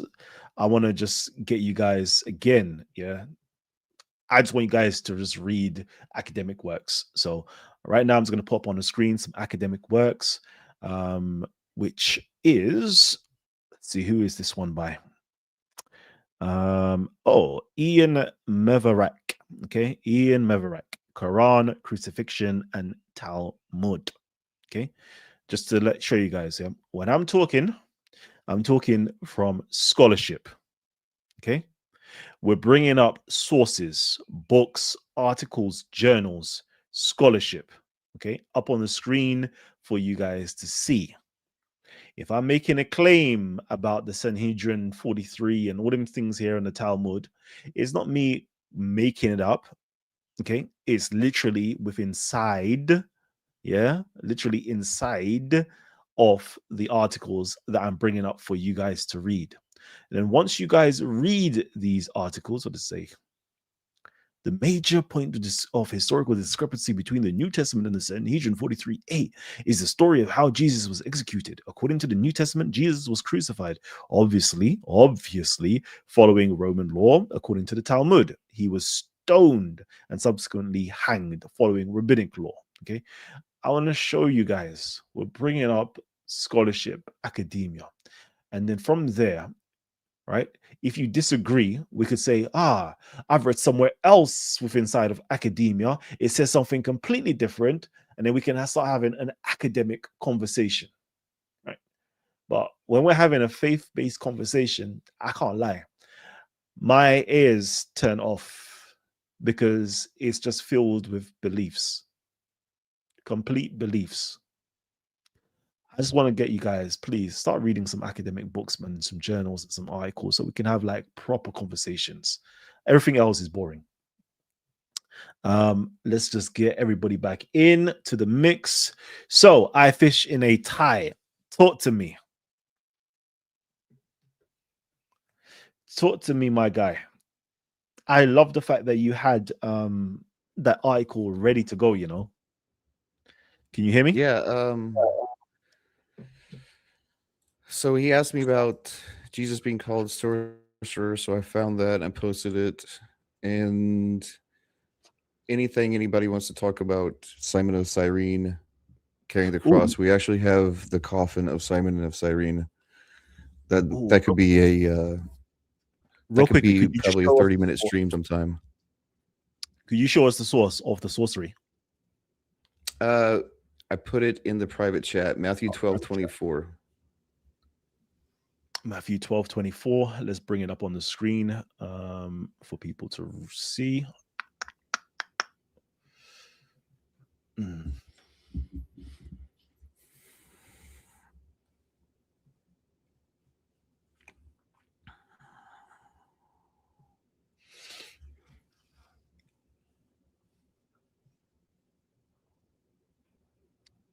24.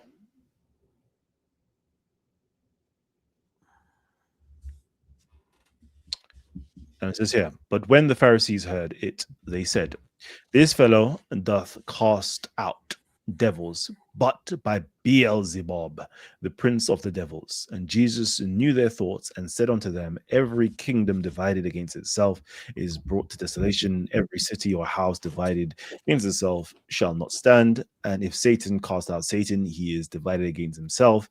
How shall then his kingdom stand? And if I, by Beelzebub, cast out devils, by whom do your children cast them out? Therefore they shall be your judges. But if I cast out devils by the Spirit of God, then the kingdom of God is come unto you. Or else, how can one enter into a strong man's house and spoil his goods, except he first bind the strong man, and then he will spoil his house. So there, Jesus is quite clearly saying that he's power, against what the Pharisees are trying to say. Um, his power comes by God, the Spirit of God, and he is not casting out devils by the power of the devil, i.e., by doing magic. Okay, so if you know any of these miraculous acts that takes place, it's either from God or it's from the devil, and one is called miracles or blessings, and the other one is called magic. Okay. Did you want to add on to that or say anything that I haven't covered? No, it's just clear. It's just clear right there that they were calling him a sorcerer, and he said nobody ever called Jesus a sorcerer. So I just wanted to bring that to show. Yes, they did. Yeah, 100%. Again, yeah, family, please, man, please. Number one, I just want you guys to just read. Please read so we can jump on and have good conversations. Because otherwise, it's no fun, man. It's no fun at all. Let me read some of your comments. So, family, if you've got any more comments, please drop them in the comment section. Tag my name or just drop your comments. I will be reading your comments from now onwards. Okay. Also, I know you are big on Ethiopians' ideology, but they are also wrong based on their contradictions.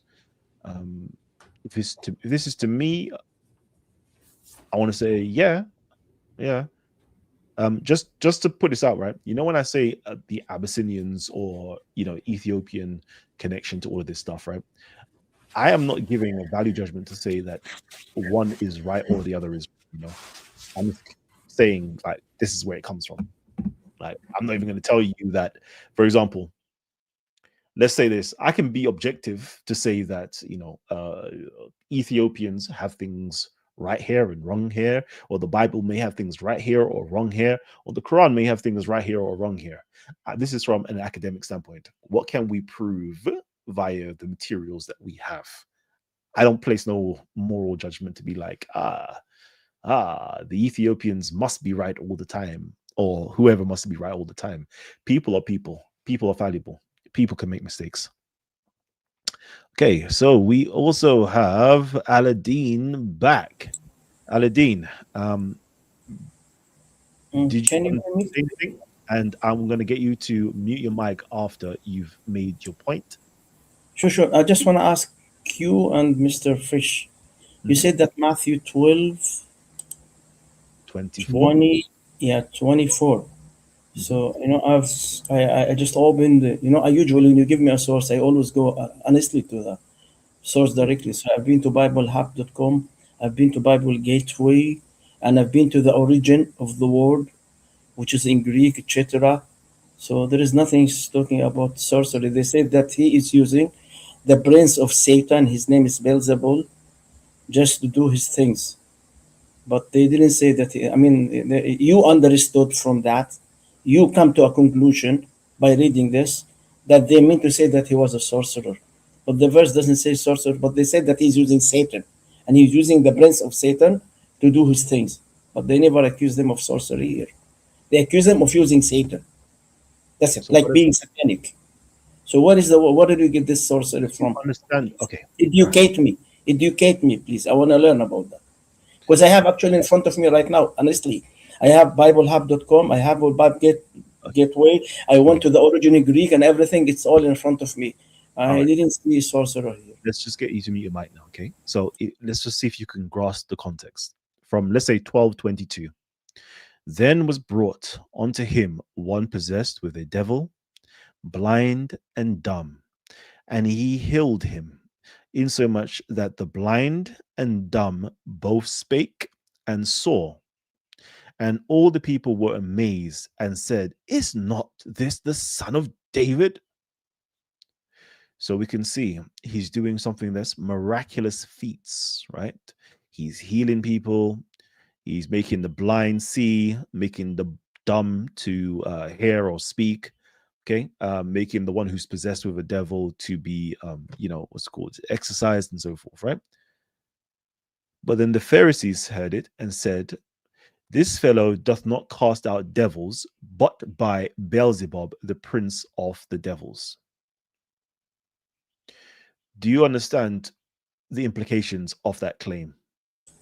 By the way, Kalam, I'm reading in front of me the Arabic version, English version, Filipino version, and the Japanese version. So all of them in front of me right now. With all due respect, you understand what it's talking about. I know the context. I've read the entire context, but there is no term of sorcery. You come to a conclusion that they accused him of being a sorcerer because he was using the brains of Satan, the brains of evil. So therefore, you consider him being called as a sorcerer. But in the context itself, you cannot find the word sorcerer or being accused of doing sorcery there. You know what I'm trying to say? I want to see explicit. What does it say that he's? Because in the Talmud, they said explicitly there Jesus is a sorcerer. So therefore, he was stoned to this because he used sorcery to do his things. So he was a sorcerer, directly, explicitly. That was his accusation there. Now here, is there anywhere that the Jew or Pharisees accused him of being sorcerer exactly that they accused him in the Talmud? I want to make sure that they are the same person. If they call Jesus here that he's a sorcerer, the Jewish call Jesus as a sorcerer, and the other one in the Talmud is a sorcerer, so you may have a possibility that he is the same Jesus. Because in both, he's a sorcerer. But in the Bible, does it say that, please? That's what I'm asking. I'm sorry if I make you feel sleepy. If you want me to step out, if I'm bothering you, I'll step out, you know? It's one of those ones here. It's like, I don't have the patience and time here to break down something that's so simple. I don't know. I fish in a tire. Would you like to take over and break that down for him? I don't think you're being honest, Dean. I think you know that it means sorcerer. It may not use that, what's that called, exact word fallacy or something, but you know what it's trying to say. So you are telling me those people who they are worshipping Satan are sorcerers? Those satanic people? They are sorcerers? So that's the way I understand it from you. Well, anyway, if you have it, you just show it to me. If not, it's okay. It's over. I have no problem with that. Is it okay? Actually, I'm trying to help you out here, Kalam. I'm trying to help you out here because if you can't find the word sorcerer about Jesus, Aladdin. the Jew, that's proof to you that he is the same Jesus in the Talmud. I'm trying to help you out here, by the way. Okay, Aladdin. The Pharisees are saying, yeah, he's casting out the devils by the power of Beelzebub, the prince of the devils. Okay, so all these amazing feats that he's doing, casting out devils, making the blind see, making the dumb be able to speak again. He's saying this is by the power of the devil or Beelzebub. It is saying that these are miraculous signs that is tantamount to sorcery. That is literally what it is trying to say. I don't know. For you, you need explicit words for it to say sorcerer.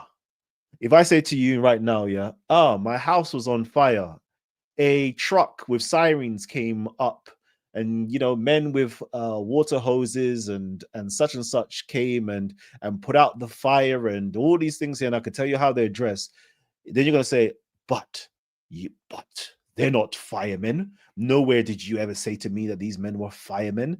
I've described a fireman to you, but you're going to say, but no, you never said they were firemen. So therefore, it's not a fireman. It's like, bro, are we having these childish conversations? To me, it just doesn't make sense. Are we really going there? Let me know. No, it's okay. I will not argue with that. I don't know why Mr. Fisher left. I'm thinking he's trying to connect his device again. Oh, I do apologize. So I don't want to argue with you. That's your opinion. It's okay. If you can, I don't know. By the way, I even went to Oxford Dictionary, Webster Dictionary, and I'm looking for the word sorcerer. Honestly, I'm trying to find the definition. Say that it's those who are using Satan, blah blah blah. But I cannot find it. I'm trying to help you out here. I'm trying to reach a point that he was called as a sorcerer. So that will be a very good refutation for you against the Jew who said that he is not the same Jesus. And so this is what I'm trying to do. I really went deep right now. I'm trying to go deep with you. I'm trying to go deep, Christology, theology. I opened BibleHub.com. I've been to the commentary. It's right in front of me. I've been to the original Greek word and the definition of the word in Greek. And according to Strong's dictionary, what does it mean? None of them said sorcerer or sorcery. Nothing. I'm sorry. Okay. Okay. All right, Aladdin. I fished. Yes, sir. Yeah. Did you want to say anything? No, I don't. I don't think we can. I think we're not going to agree on this. We should move on. Yeah. Pretty much. Okay, Kalam, the second point I came to here, I showed you pointing what they call the Islamic dilemma. And you showed the picture of David Wood. Mhm. Yeah, a while ago, you just posted the picture of David Wood, Yeah. and Yeah. we start talking about what they call the Islamic dilemma. Yeah. Yeah. I, Go back. I have no problem to talk about this nonsense, which they call Islamic dilemma. But I want to ask you, Mr. Fisher. Mr. Fisher sounds to be an honest person, and I respect that. He's trying really to look it up. He's searching, and I love people who they are doing that. I learn much from them. I want to ask you a very simple question, and please be honest with me. You've seen him eating the Holy Quran online, making fun of it, like eating it, tearing it up every now and then, trying to provoke Muslims. So automatically that's a provocation. Now, my question: do you consider his act as an act of a Christian? Do you agree with such act as a Christian in the name of love of your Christ, or do you disagree? Him eating the Quran, burning the Quran, shooting the Quran with a gun, etc., in his shows. As a Christian, do you agree with such act in the name of the love of your Christ, or you deny such act in the name of love of your Christ as a Christian, as a true Christian? This is both for both of you, please.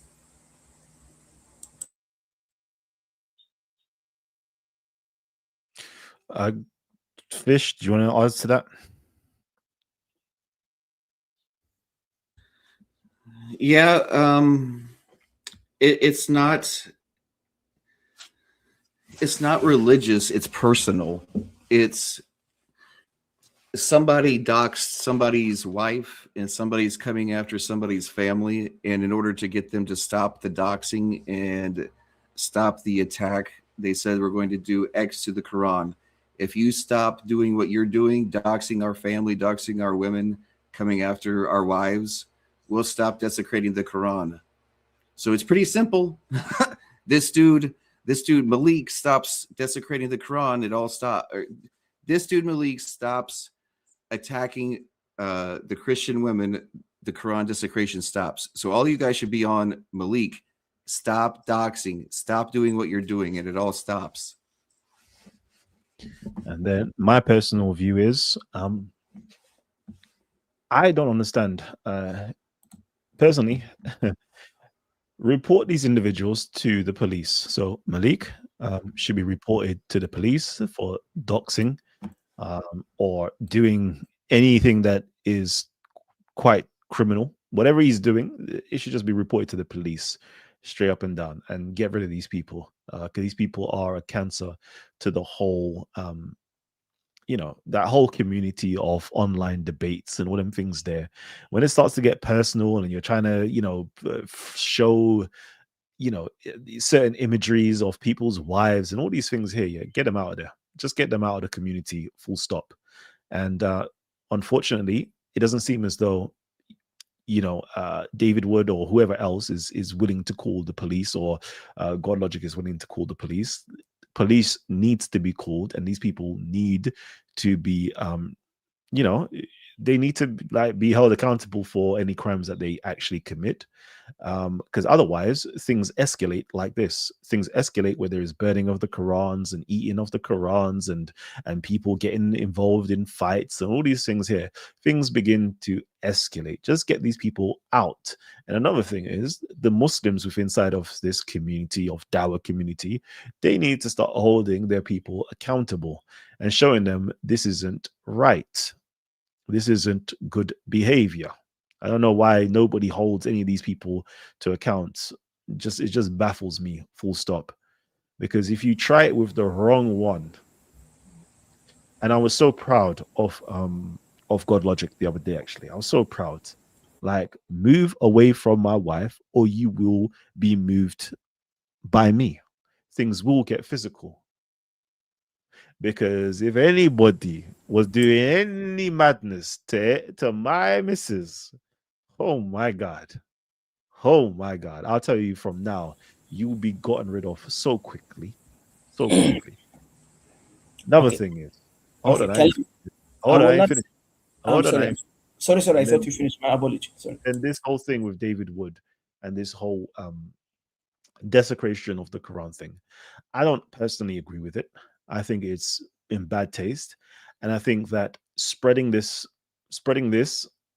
I know you're doing it for a so-called righteous reason, but unfortunately, we need to start thinking that we are influencers, and people may look up to us and look at our words and our actions.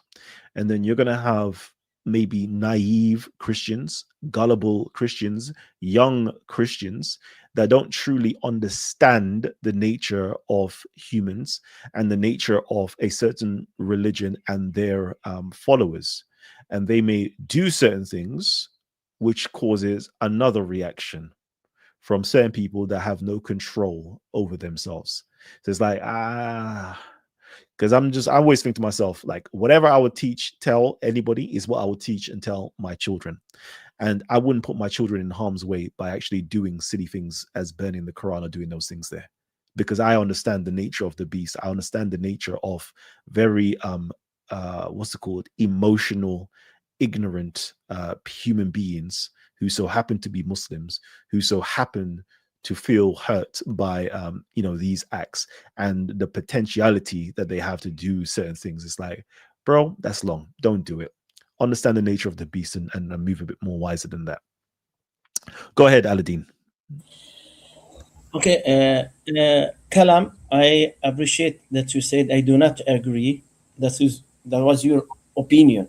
Okay, that's your own opinion. Fisher, he answered, but what he said has nothing to do with my question because he did not answer me directly as you did. I What said, was do your you agree? question then? No, Kalam was able to understand. He said, I do not agree. It's not an act of a Christian. So I asked you, as a Christian, do you consider his action, as an action of Christianity, love in the name of the love of Christ, or not? I mean, I if would Christ never was, I would never will he? desecrate a Quran. I would never No, no, no. I'm desecrate not asking anybody's your holy book. opinion. I'm asking according to Christianity. Can you do that? Is it? I mean, if Christ was with you, and he was among us, will he allow you to do such action? That's my point. Will he, according to the teachings of Christianity, can you do that? Or you are doing something against Christianity? It's a book, Fisher. sir. Come It's again? pieces of paper. It's pieces of paper. We don't believe it's the word of God. It's okay. I'm not asking. It's okay. It's a piece of paper. For me, if he will burn it, he will tear it up, he will eat it, whatever he do, that does not provoke me. Believe me. I'm not as young as you think. I'm over 60 years old, so I've been through all those things in the past. So it doesn't even move one piece of hair in my body. He couldn't provoke me with that. I'm asking you for example, me as a Muslim, if I'll see a Muslim eating the Bible online, I'll be the first who will stand in front of him and tell him that's not allowed in Islam. Don't do that. We cannot do it. You should not do this to them. It is haram. You see, I'm saying haram, like fatwa, haram. You cannot do that. I will be the first to stand against him. Now, you as a Christian, can you do the same or not? According to Christianity.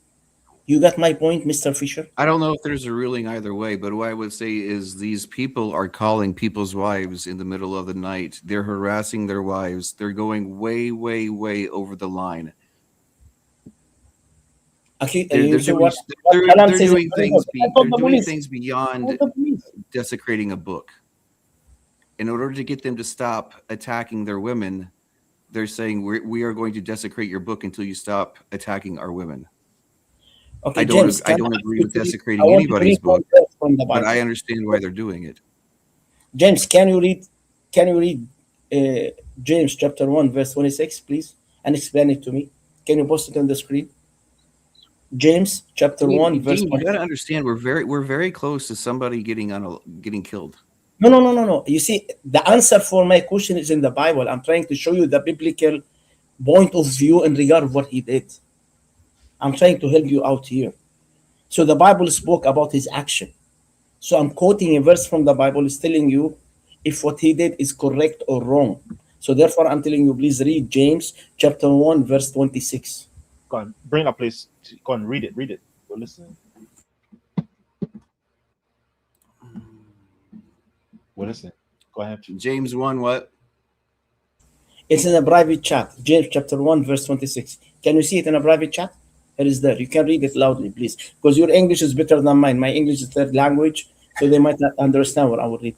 If anyone considers himself religious and yet does not keep a tight rein on his tongue, he deceives himself and his religion is worthless. You know what does that mean? I've been to the commentary as well, and I've read those commentary. So according to this verse, you are not allowed. You have to control your tongue. Keep your tongue clean. Do not insult or mock other faith or other people. Otherwise, your religion is nothing. You are a fake Christian. You are not a Christian anymore. You Aladdin, just hate your own religion. That's what your commentary said here. So what he did, according to the Bible, is wrong. It's not acceptable biblically. Okay? Aladdin, Travis Dempster has a question here. It says here, would Muslims desecrate pagan idols? With all the respect to you, Kalam, I don't do, what do you call this? I call them usually keyboard warrior. I'm here with you on your panel. If you would like to discuss with me, come to the panel. It's your Christian panel. He's a Christian. You ask me like you are asking me, and I'll answer him directly. I don't read questions on chat, please. I don't do that. He may join you. Please invite him to the panel. Then I will discuss with him with respect, like I'm discussing with you on Mr. Fisher. As simple as that. I'll answer him, but not this way. Come, so I will answer him, and you'll have a discussion with me after I answer him. All right, I'm just going to put everybody else in the back right now. I'm going to get TW on. TW, talk to me. Hi, how you doing, Kalam? I'm I've been good, man. following you also for quite a long time. Hey. So I'm trying to reach you in the past, even before as well. Yeah. So I'm just going to raise, from my understanding of following you as well, is there is a big misunderstanding when it comes to what actually the Quran talks about. So there's a place that actually where things got messed up. Actually, that place actually is where they interpret the Quran. They actually injected the Torah understanding and the Bible understanding. So they missed the whole point, actually, what the Quran actually talks about. So this is my understanding. So we can actually even scratch the surface in for future. What actually Quran talks about. Okay, so you're saying that. So who misinterpreted the Quran? This actually started quite a long time. Actually started from the time of Muawiyah, where things actually got messed up. So the Quran actually talks about totally different of those who are actually injected, when they translate the Quran or where they interpret the Quran, they actually injected the understanding of the Torah or the understanding of the Bible. But when I said actually the understanding of Torah, it's not actually the actual Torah, it's what they actually say this is actually a Torah. So even if you follow the history, which is the 7 AD, actually where the Torah actually has been lost during the war. So they actually injected that interpretation into the Quran. The Quran actually never talk about of the Bible. Never talk about the Talmud. So that's actually the Talmud interpretation, where when they translate the Quran, where they injected. Okay. We can even check that actually historically as well. Okay. So what I'm going to do right now, okay, I am going to open up the panel again for everybody to have a conversation with one another. The link has been, I believe, shared. Let me just share it once more. Make sure I have the right link. The link has been shared. So everybody, you have an opportunity to come on live on the channel right now.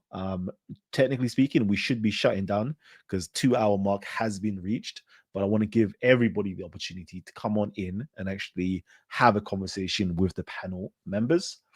I will be in the background and I'm going to allow you guys to speak amongst yourselves.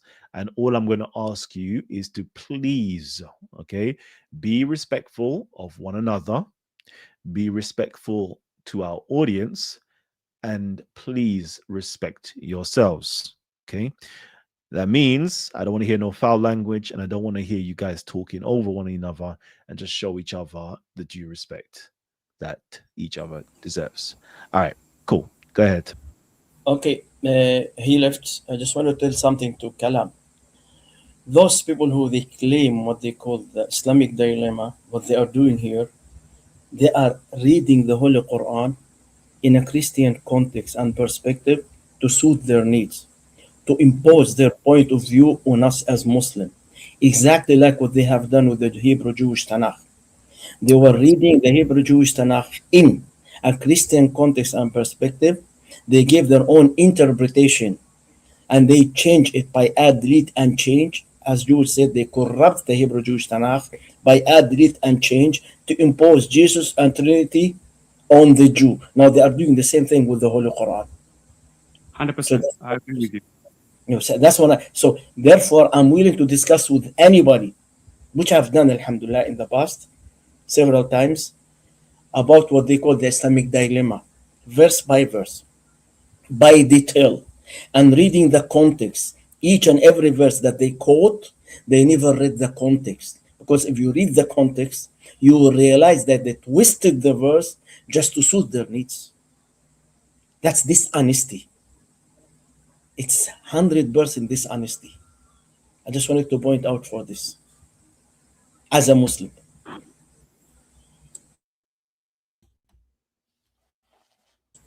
And TW, I'm so glad that you agree with me. I don't know you are Muslim or not. I agree with you 100%. I agree with you 100% what you're saying. Okay, let me get Martin MRTN up. Martin, are you there? Hello, hear me? Hello. Yep, we can hear you.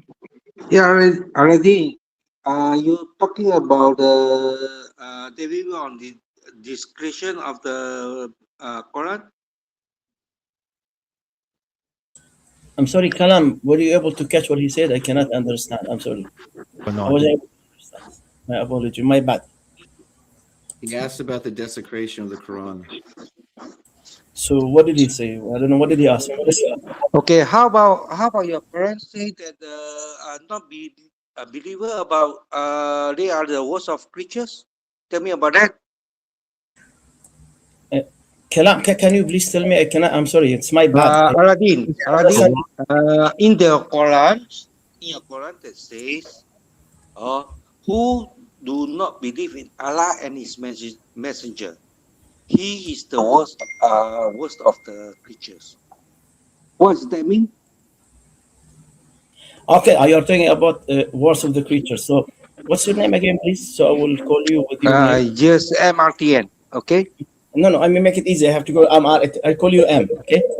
Okay, sure.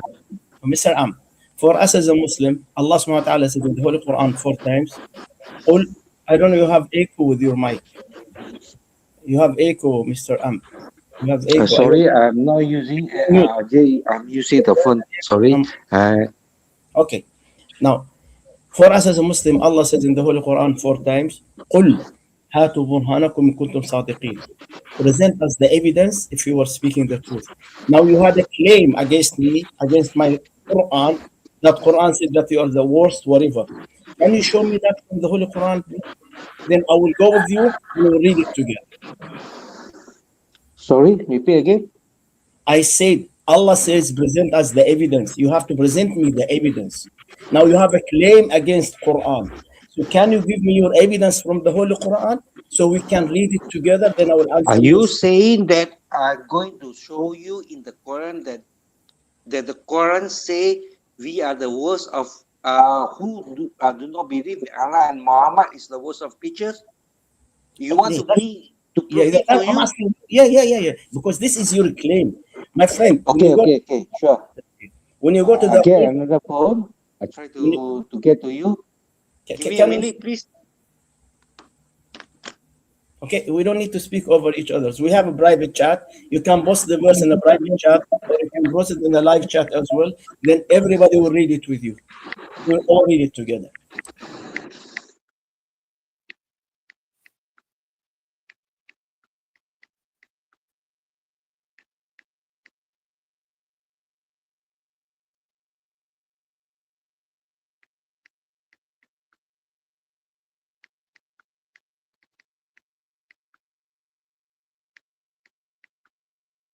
Mr. Am, let me tell you something. If you go to the court of law, if you go to any court of law, you have always to present the evidence to the judge. You cannot say that this one, you don't have to throw an accusation on someone, say that he's a criminal, and you don't have an evidence for the judge. So here, we're in a courtroom. You have to present the evidence. So I want to make sure that you have the evidence with you. It doesn't matter if I know it or not. I want you to present me the evidence.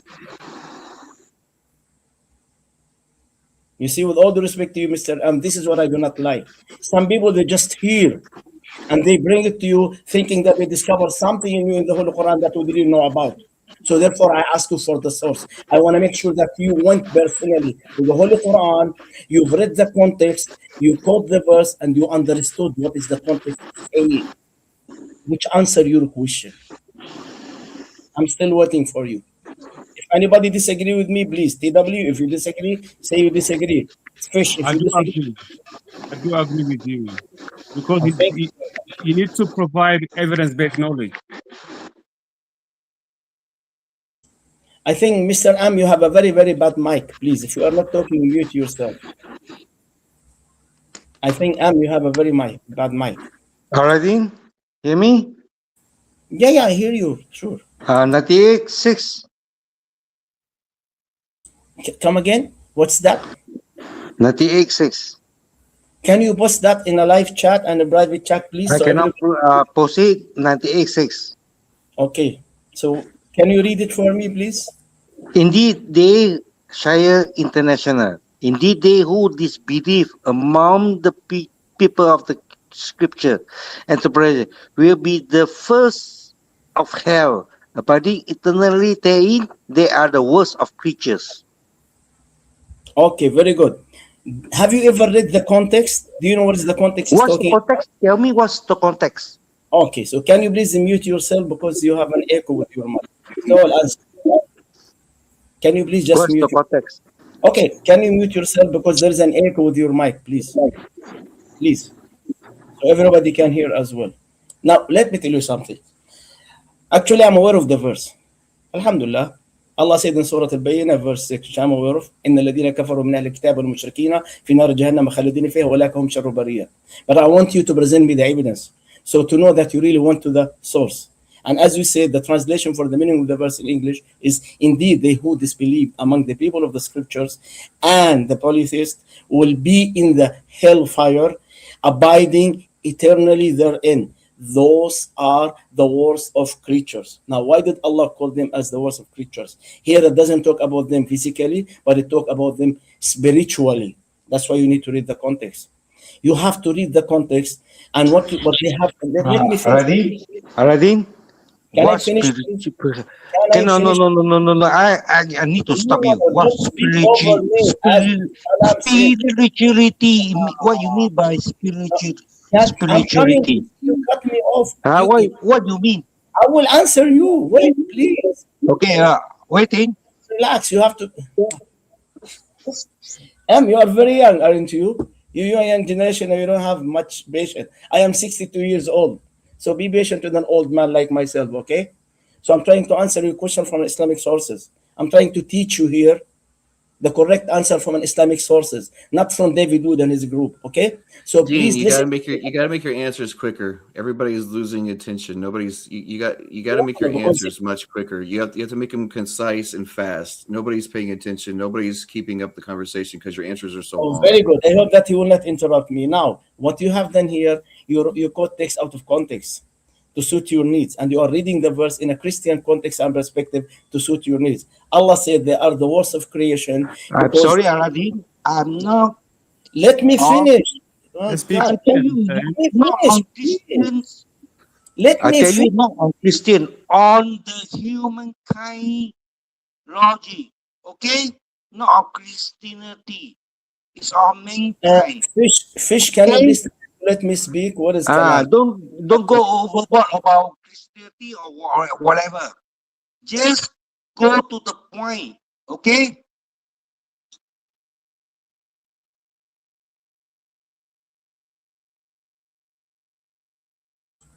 Fish, will you please tell him not to interrupt me so I will continue speaking, please? Will you be kind enough to tell him that? Because that's kids' games, that he's a child and his games doesn't You've work been with me. speaking probably 90% of the entire Just live. go to the point. Don't talk about child and kids and whatever. Just go to the point. Okay? Promise me you'll keep quiet for 3 minutes. You will not cut me off. Will you, I will repeat myself because whenever you cut me off, I lose my concentration. I have to go back to the beginning again. Now, once again, what you have done, you quote text out of your context just to suit your needs, whatever your religion is. Allah said they are the worst of creation because they knew the truth and they deny it. They disbelieved after the proof of Islam had been established against them, losing both this world and the life hereafter. The condemnation is for the disbelievers after the truth was made clear to them explicitly, being presented to I them. don't want your speech. Sorry, I don't want to I'm hear done. your I'm done. I'm speech. done.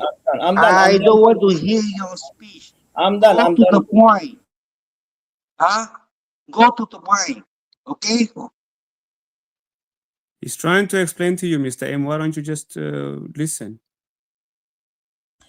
Akhi, TW, I don't know if you are Muslim or not, but this child is not coming here to learn. He's just coming to Do keep not cutting call like- him names. He has not called you a name. Do not call him names. Do not No, call him a fish, child.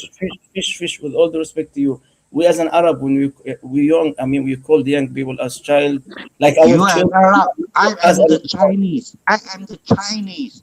You an Arab. I'm the Chinese. Go to the point. Make it. Huh?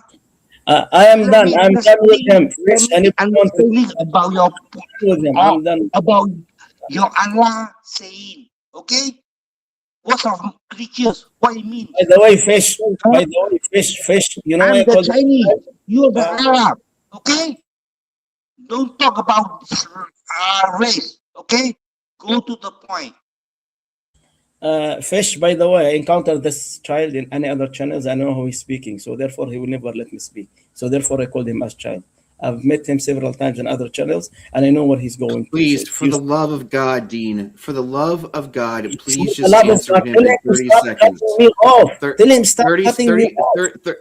30, everybody's going to be quiet for 30 seconds. Dean, you have 30 seconds. The time starts now. I'm putting a clock on. No. Seconds. Don't, Everybody else mute. don't tell me 30 seconds. It's not enough for me to answer. I already started the clock. Too late.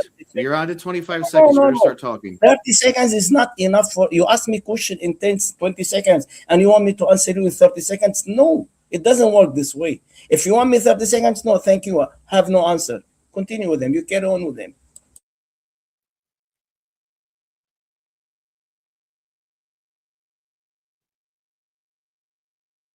You still have 15 seconds if you want to go.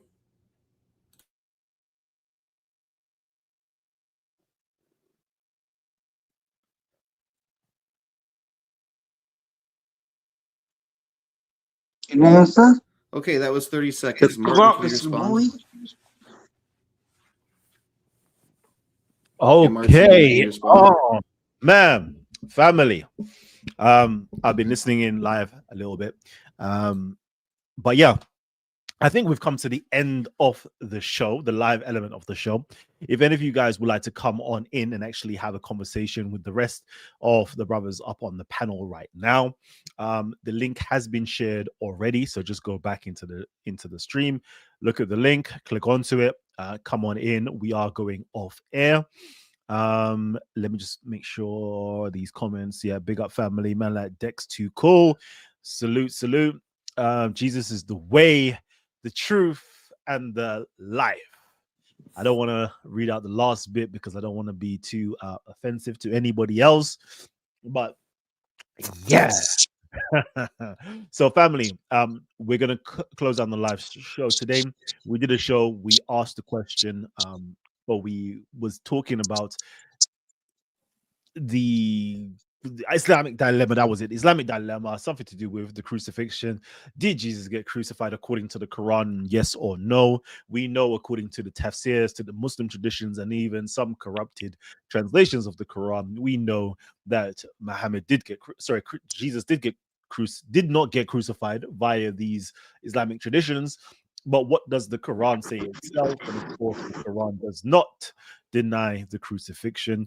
And I know some of you guys out here is going to say, no, Kalam, you are wrong. And I'm here to invite that conversation with you guys. But first, before you want to have that conversation with me, please go back, check up some of the literature that I've put up on the screen, download that literature itself. Download all of that stuff.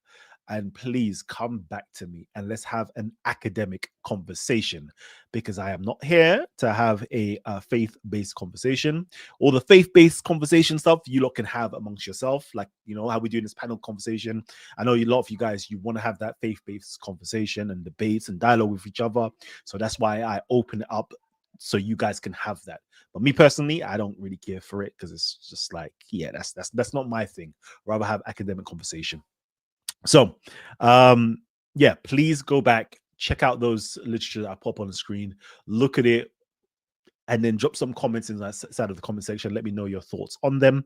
But right now, I am literally going to invite everybody back onto the stage, and we're going to have a show off air, and just join us for that if you can. Peace and love, and I'll catch you guys on another show. And again, let me do a big shout out to iFish and Ty. Finally, I've got him on the program today. I've been wanting him to come on. So he's here today, and he's actually helped me moderate whilst I've been off air. So shouts out to iFish in a Thai. Peace and love, everybody. I'll catch you guys on another one. Oh, man.